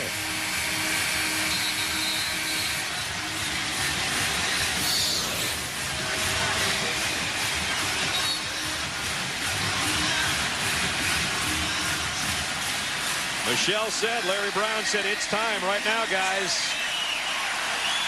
Well, I tell you, you could see it developing. You know, usually with Jermaine O'Neal, when he's healthy, you probably have an offensive jump situation. They did, but he's not healthy. And you can see Larry Brown pointing to whoever got it for the other guy to release. Check in with Michelle if she can hear us. Yeah, I can hear you barely, and I'm wondering if Corliss Williamson's son, Chasen, can hear. He's here tonight supporting his dad. He's an honorary ball boy. And earlier tonight, when Corliss was a little bit tight, Larry Brown in the huddle said to him, hey, listen, relax. Your son is here. Maybe the relaxation is finally setting in. To his son, he's not the big nasty. He's just Big Daddy. Big Daddy. Full court pressure by the Pistons. Hunter in there. He'll chase Artest to the timeline. Boy, Lindsey Hunter has brought energy to this Piston team. Bender fouled. And that's 3 on Rip Hamilton. Remember, Larry Brown said, we've got to finish out this quarter on a run. They've gone 6-0 since he said that in the huddle. And now we've got just over a minute left in the third quarter in a 2-point game. Jonathan Bender, though, will go to the free throw line. He has not shot a free throw in the finals. Well, he's been taking a bunch of threes. Yeah, way too many. To do it. But let me make the point about Lindsey Hunter. In the stat sheet tomorrow when you wake up, you don't see anything for the most part. But both times he's been in this game, in the first half and now in the second half, his energy, his defensive pressure has turned the series in this game around. He's done a terrific job off the bench tonight and in this series. Bender got 1 of 2. 3-point game, final minute, third quarter.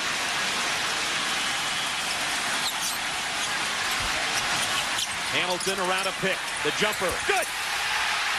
Off the ball. That's his first bucket off the ball. A 1-point game. A quarter left and change. And the Pacers give it right back to Detroit. Artest. Nope, it's on Bender.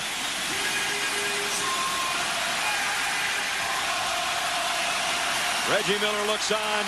Detroit trailing by 1.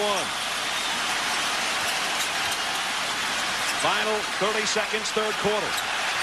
Pistons, so far in the game, have never led.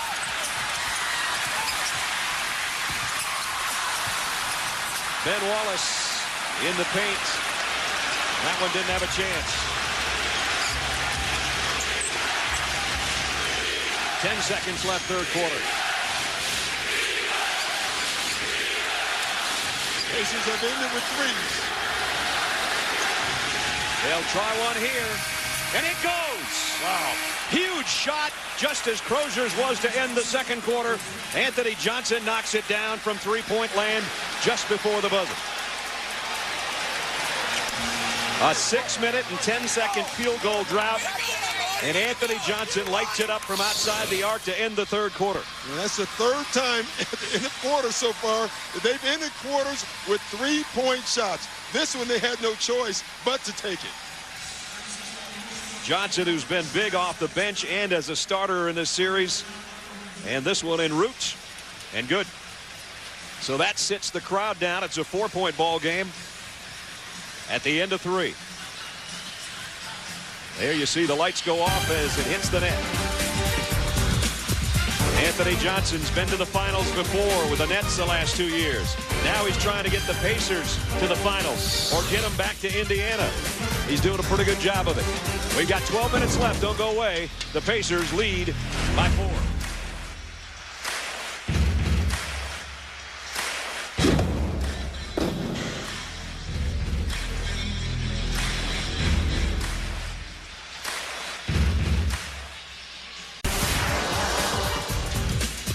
At At the end of the second quarter, just before halftime, it was Austin Crozier from three-point land to give the Pacers the halftime advantage. The end of the third quarter, Anthony Johnson, just before the buzzer sounded, knocks down a three, and the Pacers maintain their lead, 50-46. Here comes the fourth quarter, Game 6, Eastern Conference Finals, 50-46. The Pacers on the road with a lead. The Pacers have scored 8 points total to end quarter. You know, they scored 2 to end the first, 3 and 3. Artest, double team momentarily by Hunter and Hamilton.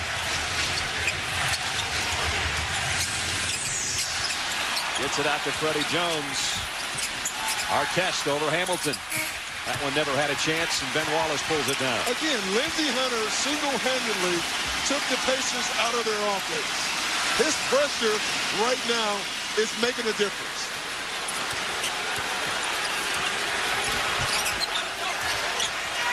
Okur, Hunter, Hamilton, Wallace, and Corliss Williamson on the floor, and it's Rip Hamilton. Ron Artest is getting tired. You know, Rip Hamilton talks about that he's the best conditioned athlete in the NBA.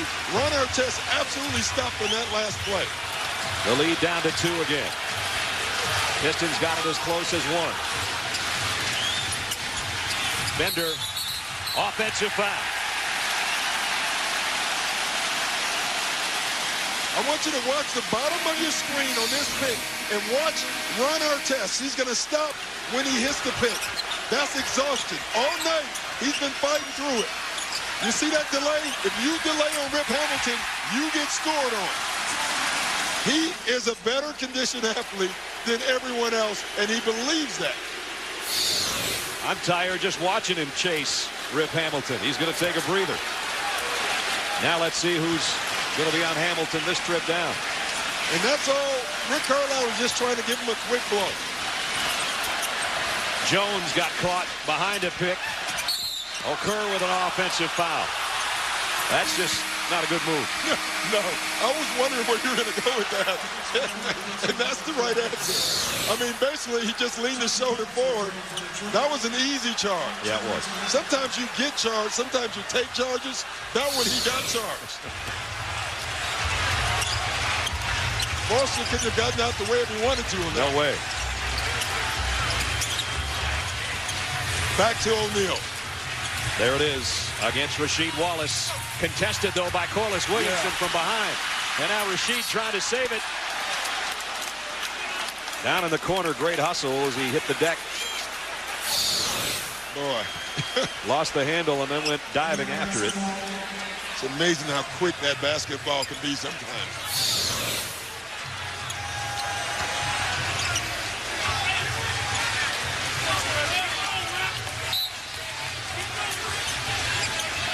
Fred Jones will trigger it in. And Anthony Johnson will set it back up.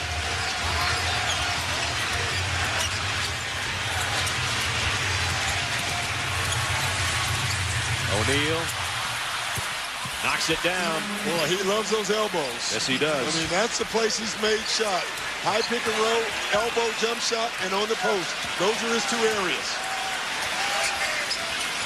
Freddie Jones guarding Rip Hamilton right now. Hamilton in the paint and one.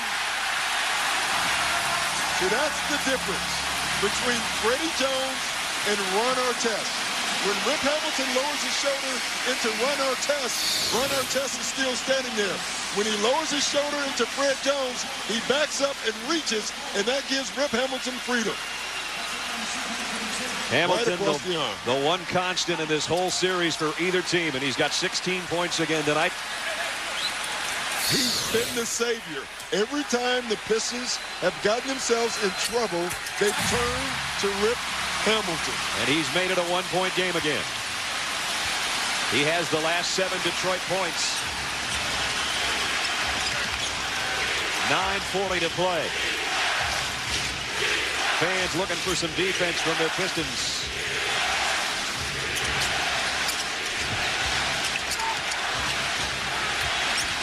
O'Neal baseline over Ben Wallace. Oh, what a follow by Crozier. Austin Crozier came from the three-point line. Then Rasheed Wallace took his eyes off of him. Never thought he would try to get an offensive rebound. The Pistons know they've got to have it in number 32's hands. He's working against Jones. And he's fouled again. Rip Hamilton has just decided, I'm taking this game over. I want you to look at Crozier and look at Rasheed Wallace. He's paying no attention to Crozier. He's looking at the ball instead of his man. And that's how you give up an offensive rebound. And from floor cam, a flying Austin Crozier gives his team a 3-point lead again. Billups for a tie. Got it!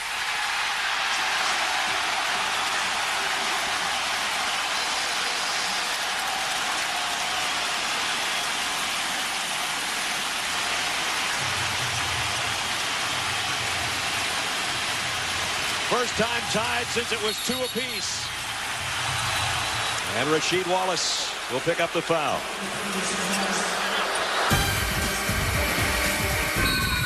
It's all come down to 8 minutes and 40 seconds. Will it go back to Indiana, or will Detroit beat the Lakers? We're dead even right now.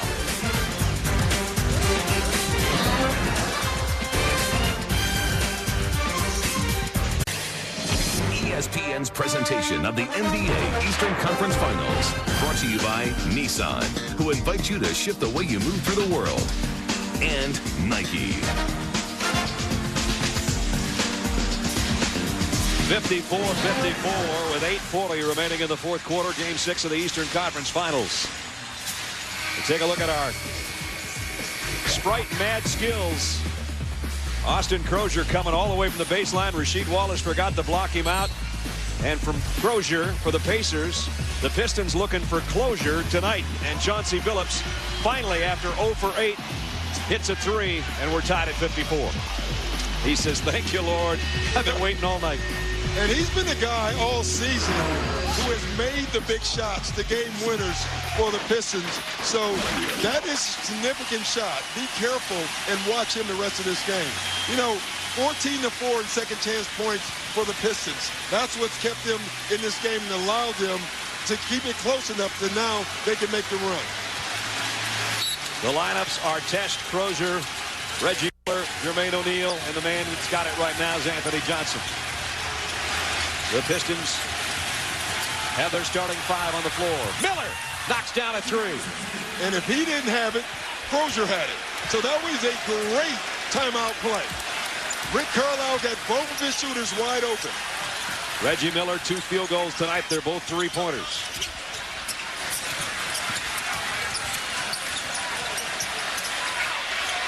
Tayshaun Prince wants to get it to Rasheed Wallace and does. Now Wallace fades over Crozier. Ben Wallace almost had the rebound, and he will keep it alive for Detroit.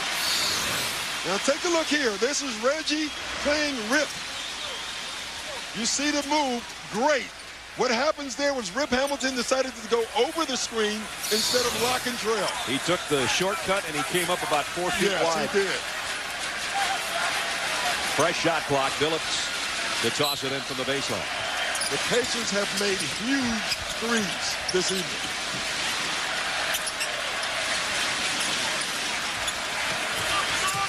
Billups penetrates and dishes to Ben Wallace. He adjusts in midair, but the adjustment cost him the basket. Once again, instead of taking it straight to the board, Ben Wallace makes an adjustment so he doesn't get fouled. He has to take it straight to the glass and not worry about getting fouled. Reggie Miller almost got 3 again. Anthony Johnson, another 3. Rasheed Wallace up high for the rebound. 7.5 to play. The pace of this game has changed. Rasheed Wallace got O'Neal up. In and out. And all yellow jerseys except Ben Wallace there. Well, he was the biggest one there.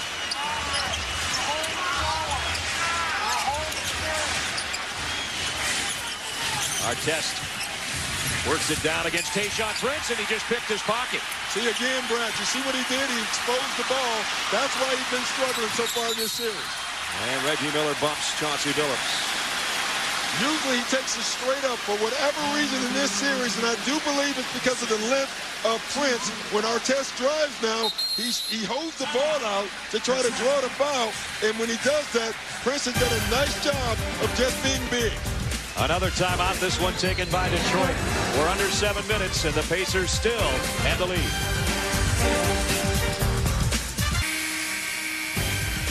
The McDonald's Conference Final brackets. The Lakers are waiting at home right now, having eliminated the Timberwolves. We may have a game 7 Thursday in Indianapolis. Chris Chelios on the right, Chris Rock on the left, and wow, several beers in between. Yes, there was a lot of cups down there. There sure was. There's the MVP of the '90 championship.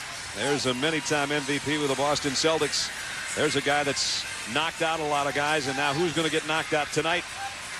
Joey Harrington, the starting quarterback of the Lions, looking on. He's hoping not him. Steve Eisenman's here. A lot of folks watching Detroit at home with their last chance to give their fans a thrill at home. They do not want to go back to Conseco Fieldhouse Thursday night. If so, it'll be there on ESPN, and we'll be there with you. Chauncey Billups to try to tie it. Does!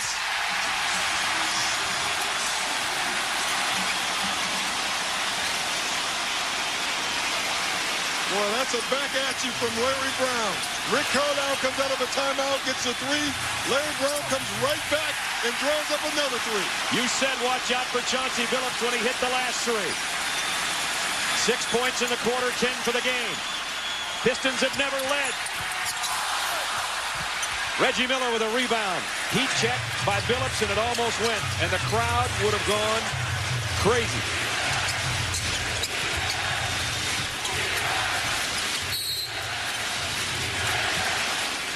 It'll be a foul on Rip Hamilton. And you can see this was set up out of the timeout, just like Reggie Miller's was set up out of the timeout. Hamilton has 17. Chauncey Billups has 10. That's the fourth foul on Rip as well. And we're at the 6-minute mark. Anthony Johnson's wide open, but he missed the shot. Tayshaun Prince with another rebound. We're going under the pick and rolls with Anthony Johnson, giving him that shot. Billups underneath, got too far underneath. Yeah, he had the strong side. He should have gone up on the strong side. Anthony Johnson's alone again, and this time he knocks it down. You know what I love about Anthony Johnson? There's a reason he's open. They want him to be open.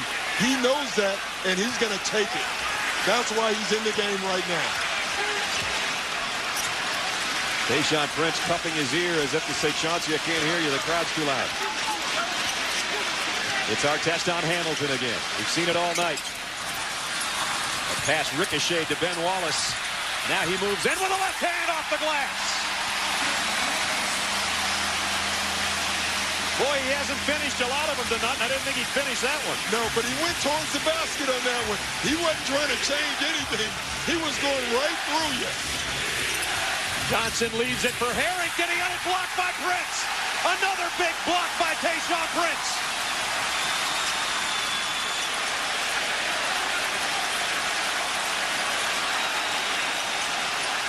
Down to 4.5 minutes. Prince for the lead. Doesn't happen. O'Neal with a rebound. Boy, Tayshaun Prince just does not look like he can jump that high.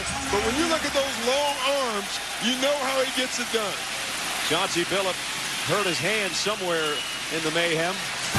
You're talking about Tayshaun Prince. Doc talking about his length. He's listed at 6'9", but his wingspan is almost 7'2", and he showed it there. 4:21 left. I don't think you want to go anywhere.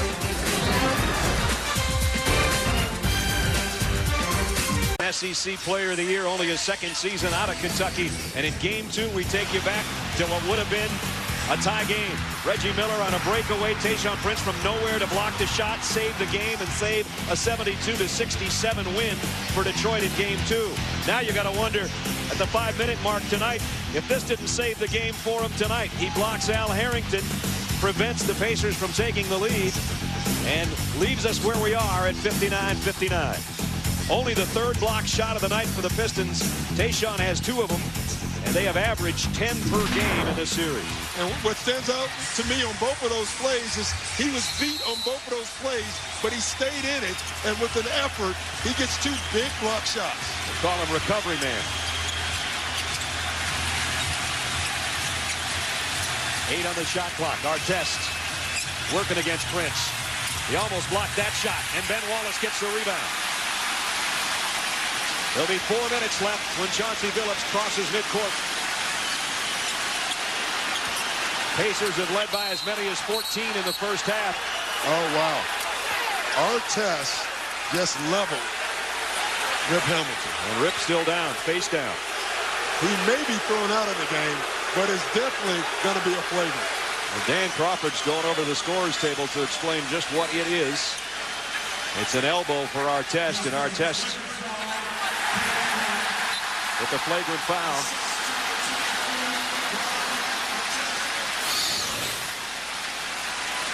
Hamilton with a little butt bump there to the lower part of Ron Artest. Oh, right to the face, actually, huh?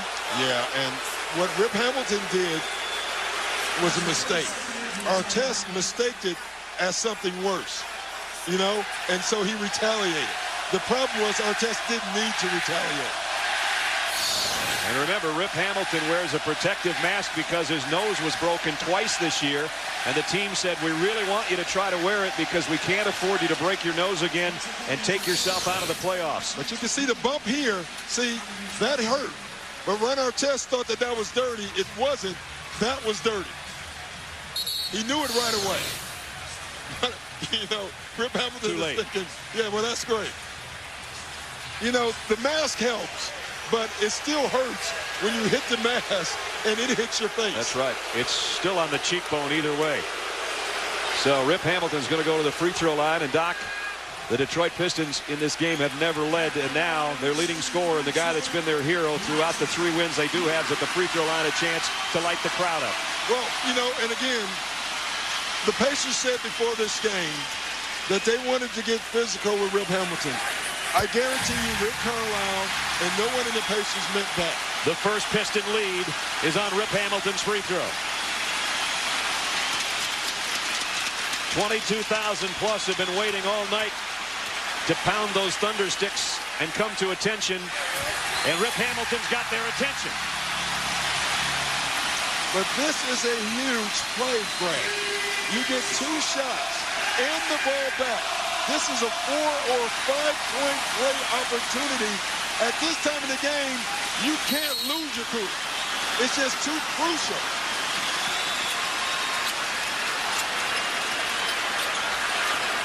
Will the 2-point lead become more? Chauncey Billups trying to make it so. The follow by Rasheed Wallace.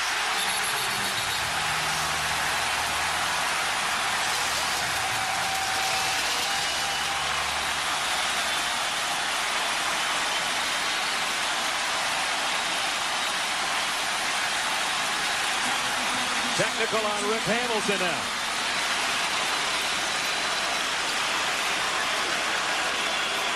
Someone better grab Rip Hamilton. He's upset over the blow that Artest gave him, so he went back up to Artest and started to go back at him. Meanwhile, Reggie Miller at the free throw line misses a free throw. That almost never happened. As bad as Artest was, it's almost worse on Rip Hamilton's part. It's not about you and him. It's about you winning this game. Now watch Rip Hamilton right here. You can't see him, the action that already happened. The first technical foul on the Pistons in the series. But they lead now by 4. See, now what's happening, is the officials going to clean it up. And I like that because they have to get this game back under control. And now it's 5 fouls on Rip Hamilton, and they can't afford to lose him if this goes to overtime. Michelle? Well, Rip Hamilton was being calmed down by numerous teammates, but as he got ready to come back into the game after shooting those technicals and after falling on his face, Ron Artest said, "Are you all right? Are you all right?" And then had some very unfortunate choice words that I can't repeat. So he's still in Rip's head, guys. Well, that's a good move by Artest. Reggie Miller missed a three, and Chauncey Billups a rebound. Yeah, he rushed that one. Didn't get a good look. Pistons hadn't led all night. They went to the lead by the free throws and added to it, and they're up by 4. And we're under 3 minutes, probably the next time they shoot. Tayshaun Prince had it stripped. Chauncey Billups lost it going up. Shot clock violation, goes back over to Indiana. Well, the question I have right now for the Pacers is, where is Jermaine O'Neal? And it's not like it's Jermaine O'Neal's fault, Brad. He hasn't touched the basketball. They must get the ball down to Jermaine O'Neal, and then if they double team, they can get a shot off of that double team. On the floor for Indiana, O'Neal, Crozier, Reggie Miller, Ron Artest, and Anthony Johnson. Pistons have their starting 5 on the floor. Johnson, he's been tough tonight. He leaves it for O'Neal, and he scores. Just as Doc called it, Jermaine O'Neal cuts it to 2. He has to be your guy.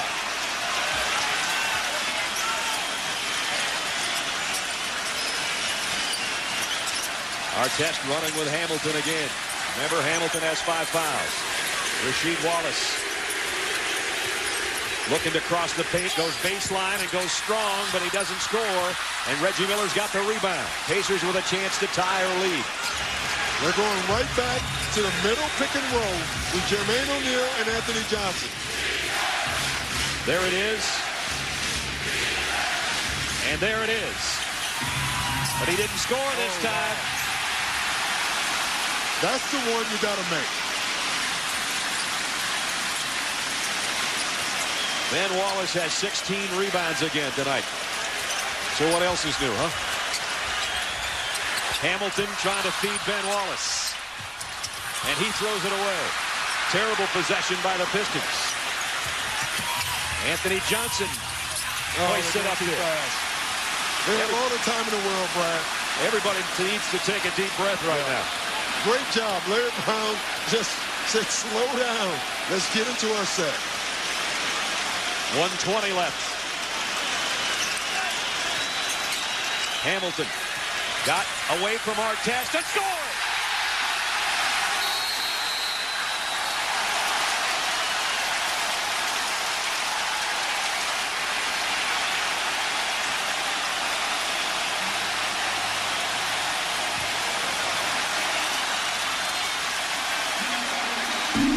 Regardless of who wins this series, be it the Pacers or the Pistons, the MVP of the Eastern Conference Finals is the man in the mask. 21 for Rip Hamilton. His team with a 4-point lead.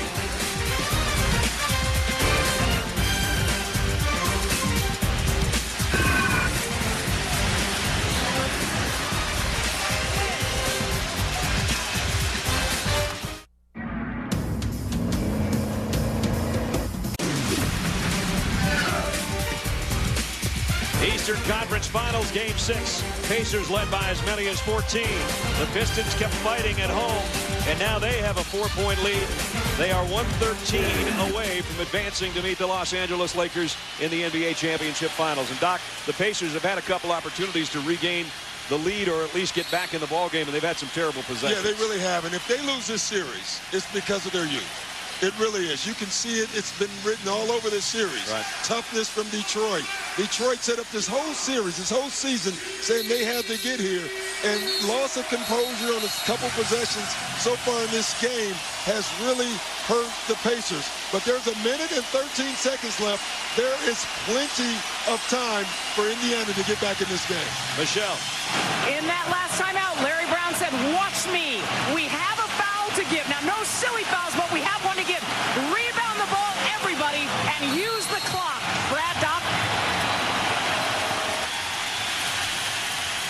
Trying to get the ball in. A struggle to do so to O'Neal. Now it's Artest driving on Wallace, trying to throw one down, and it didn't go. And Rasheed Wallace with a rebound. And there'll be less than a minute to play as Billups brings it up.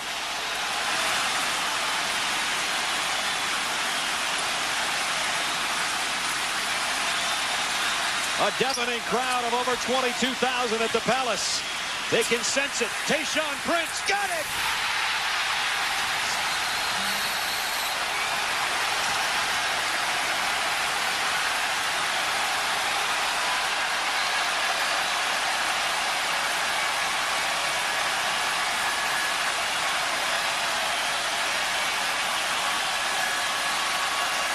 The Prince of the Palace saves his best for Game 6. A blocked shot, and then a huge jumper.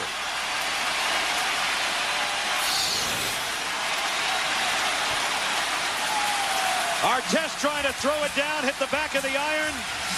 And then on the other end, after Ben Wallace and Rasheed Wallace corral Ron Artest, it's Tayshaun Prince time.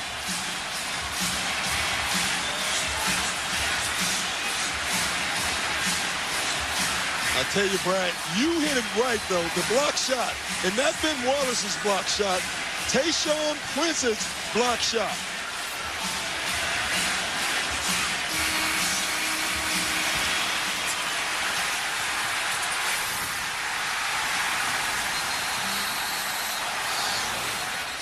Amazing how 22,000 can sing the same song right on cue. Good rhythm in the Motown City. You know, you feel great. You really do for Tayshaun, because he's had an up and down series, and he's made 2 of the bigger or 3 of the bigger plays so far in this series. Kid Rock on the floor. The Palace is rocking now.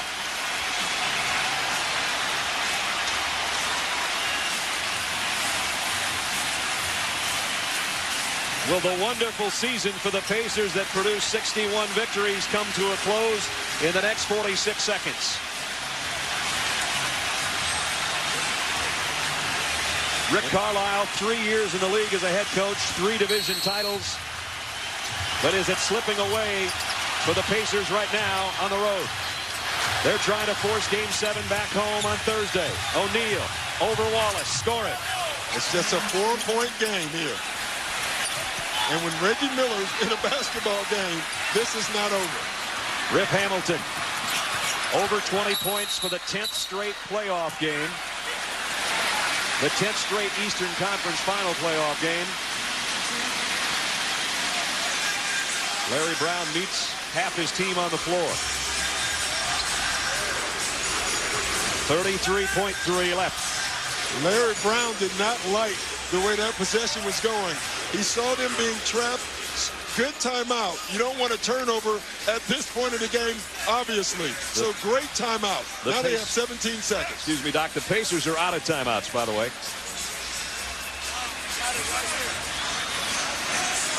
Remember the flagrant foul of Ron Artest.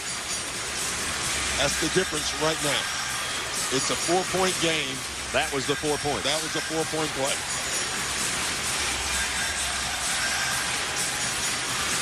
Larry Bird and Joe Dumars looking on. Larry Brown with a play in the huddle. Rip Hamilton says, Coach, is that one for me? He would like it. I tell you what. But the first key here for the Pistons is they have to get the ball in bounds. That's number 1. Take you back to the flagrant foul. First there was Rip Hamilton. Ron Artest looking actually right at the official, and the flagrant foul to the cheekbone of Rip Hamilton, who ripped both free throws. And then the Pistons scored again. That's the difference in the ball game. Point-wise, what we have right now, 67-63. And Artest has been so good. He has been. He really has. He's been a model citizen. And he struggled a little bit today. He felt that he was cheap-shotted, but he wasn't. But that's the way he felt. You can see that. And so that's why he retaliated. He had one flagrant foul in the Miami series against Dwayne Wade. And the Pistons, since that flagrant foul, on an 8-4 run. Brad Nessler, Doc Rivers, Michelle Tafoya, Jim Gray, and our ESPN crew. the Palace of Auburn Hills. This is Game 6 of the Eastern Conference Finals. If Detroit can hold on to this lead, they'll meet the Lakers for the NBA championship. If Indiana can somehow come from behind by 4 in the next half minute, they would force, if they could win, a Game 7 back at their home field house in Conseco in Indianapolis on Thursday. Here we go in the final half minute of the game. Trying to trap Chauncey Billups, and they can't. Not yet, anyway. They're close to it. He gives it up to Tayshaun Prince. 5 on the shot clock. Prince goes up off the glass, and the rebound is Artest. Find the shooters. Find the shooters. 15 seconds left. Artest, long three. Boy, they didn't need that. Pacers have to foul here, Brad. That's what Rick Carlisle's telling them right now. And they can't wait to be choosy about who's going to be fouled. And you know, Billups and Rip Hamilton are both 88% free throw shooters. And Larry Brown's going to make sure he doesn't take a timeout with him. Well, he said, let's talk about this thing right now. I think he's thinking two things. One, he can advance the ball. Two, he probably wants to take Ben Wallace out of the game. You know, Larry Brown, I wouldn't be surprised to see him advance the ball. And the reason he wants to advance the ball is he knows if they do turn the ball over, then the Pacers have to go the length of the court to score. If he takes it out where they were going to take it out, if they turn it over, they're already in shooting range. So Larry Brown is using this timeout. Even in worst case scenario, if they turn it over, Pacers still have to burn clock in order to score. So very smart and good timeout. Say all you want about how low scoring it is, and again, this will be another game where we may not see 70 from either team. When it all comes down to 12 seconds, it really doesn't matter. Ben Wallace has said, I don't care if the score's 29-28 as long as we have the W. You know, that's the way I was taught basketball. That whoever wins the game at the end, who gives a crap what the score is? Tayshaun Prince will be the man to trigger it. Maybe he's the man that's going to trigger the win. With a big defensive play and a big shot. Ben Wallace! And the Pistons still have the foul to give, and they're going to use it. Tayshaun Prince with a block, a shot, and an assist in the last couple of minutes. That's the second time in these playoffs that at the end of the game, Ben Wallace has gotten a dunk from the side out of bounds play because he's the last guy the other teams think will receive the ball. 7.9 seconds, all that's left. A two-possession game only if you hit a three. Reggie Miller's in that pile-up. He'll try to come out of the pack. Anthony Johnson will be the trigger man. Pistons are 8 seconds away from a trip to the finals. There's Reggie out of the pack. There goes the three. Off the mark. Crozier backs up. Time running out. He forces one and it goes. But it's going to be too little too late. It's a two-pointer for Crozier. The Pistons trying to get it in bounds and throw it in. And for the first time in 14 years, the Pistons go to the NBA Finals. They're the 2004 Eastern Conference champions.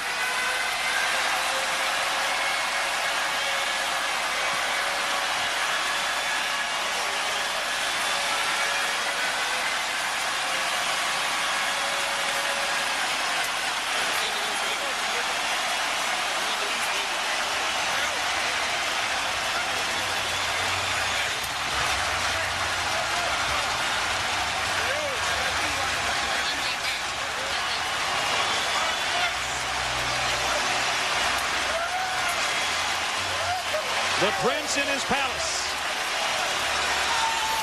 Down 14 in the first half. Down 6 at halftime. The Pistons win the Eastern Conference title by 4.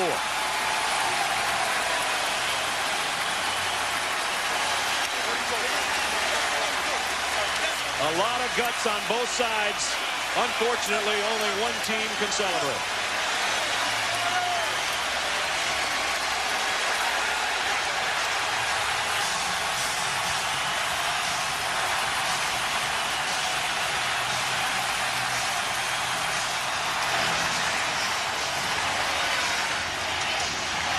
And the 38-year-old veteran will have to wait another year.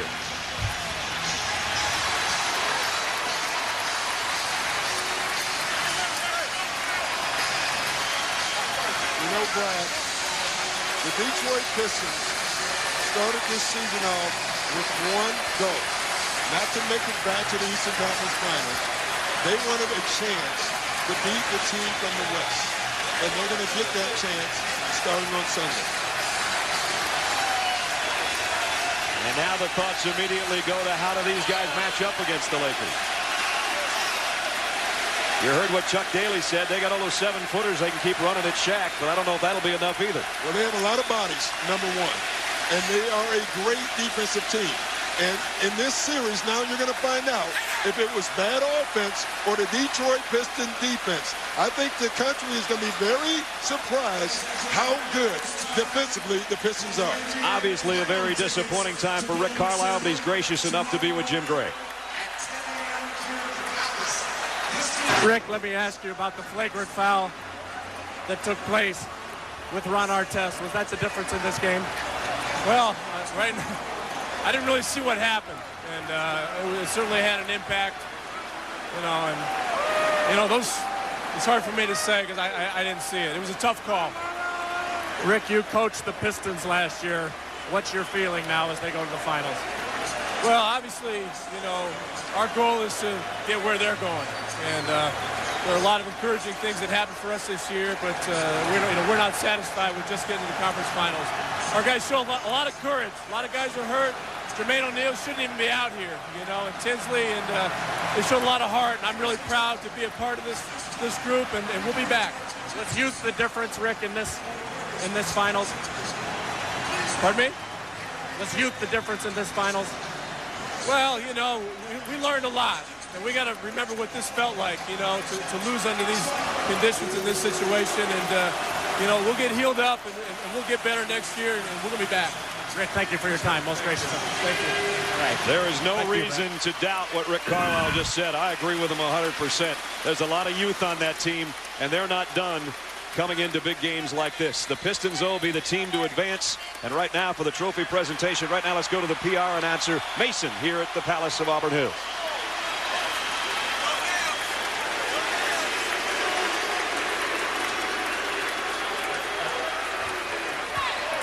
Ladies and gentlemen, at this time, we direct your attention to center court for the very special presentation. Please welcome NBA Deputy Commissioner Russ Granick and Detroit Pistons President of Basketball Operations, Joe Dumars, for the presentation of the Eastern Conference Championship Trophy. First of all, I want to congratulate the Pacers on a terrific season, and for Joe Dumars, the entire Pistons organization, and the great fans of Detroit, it's on to the final.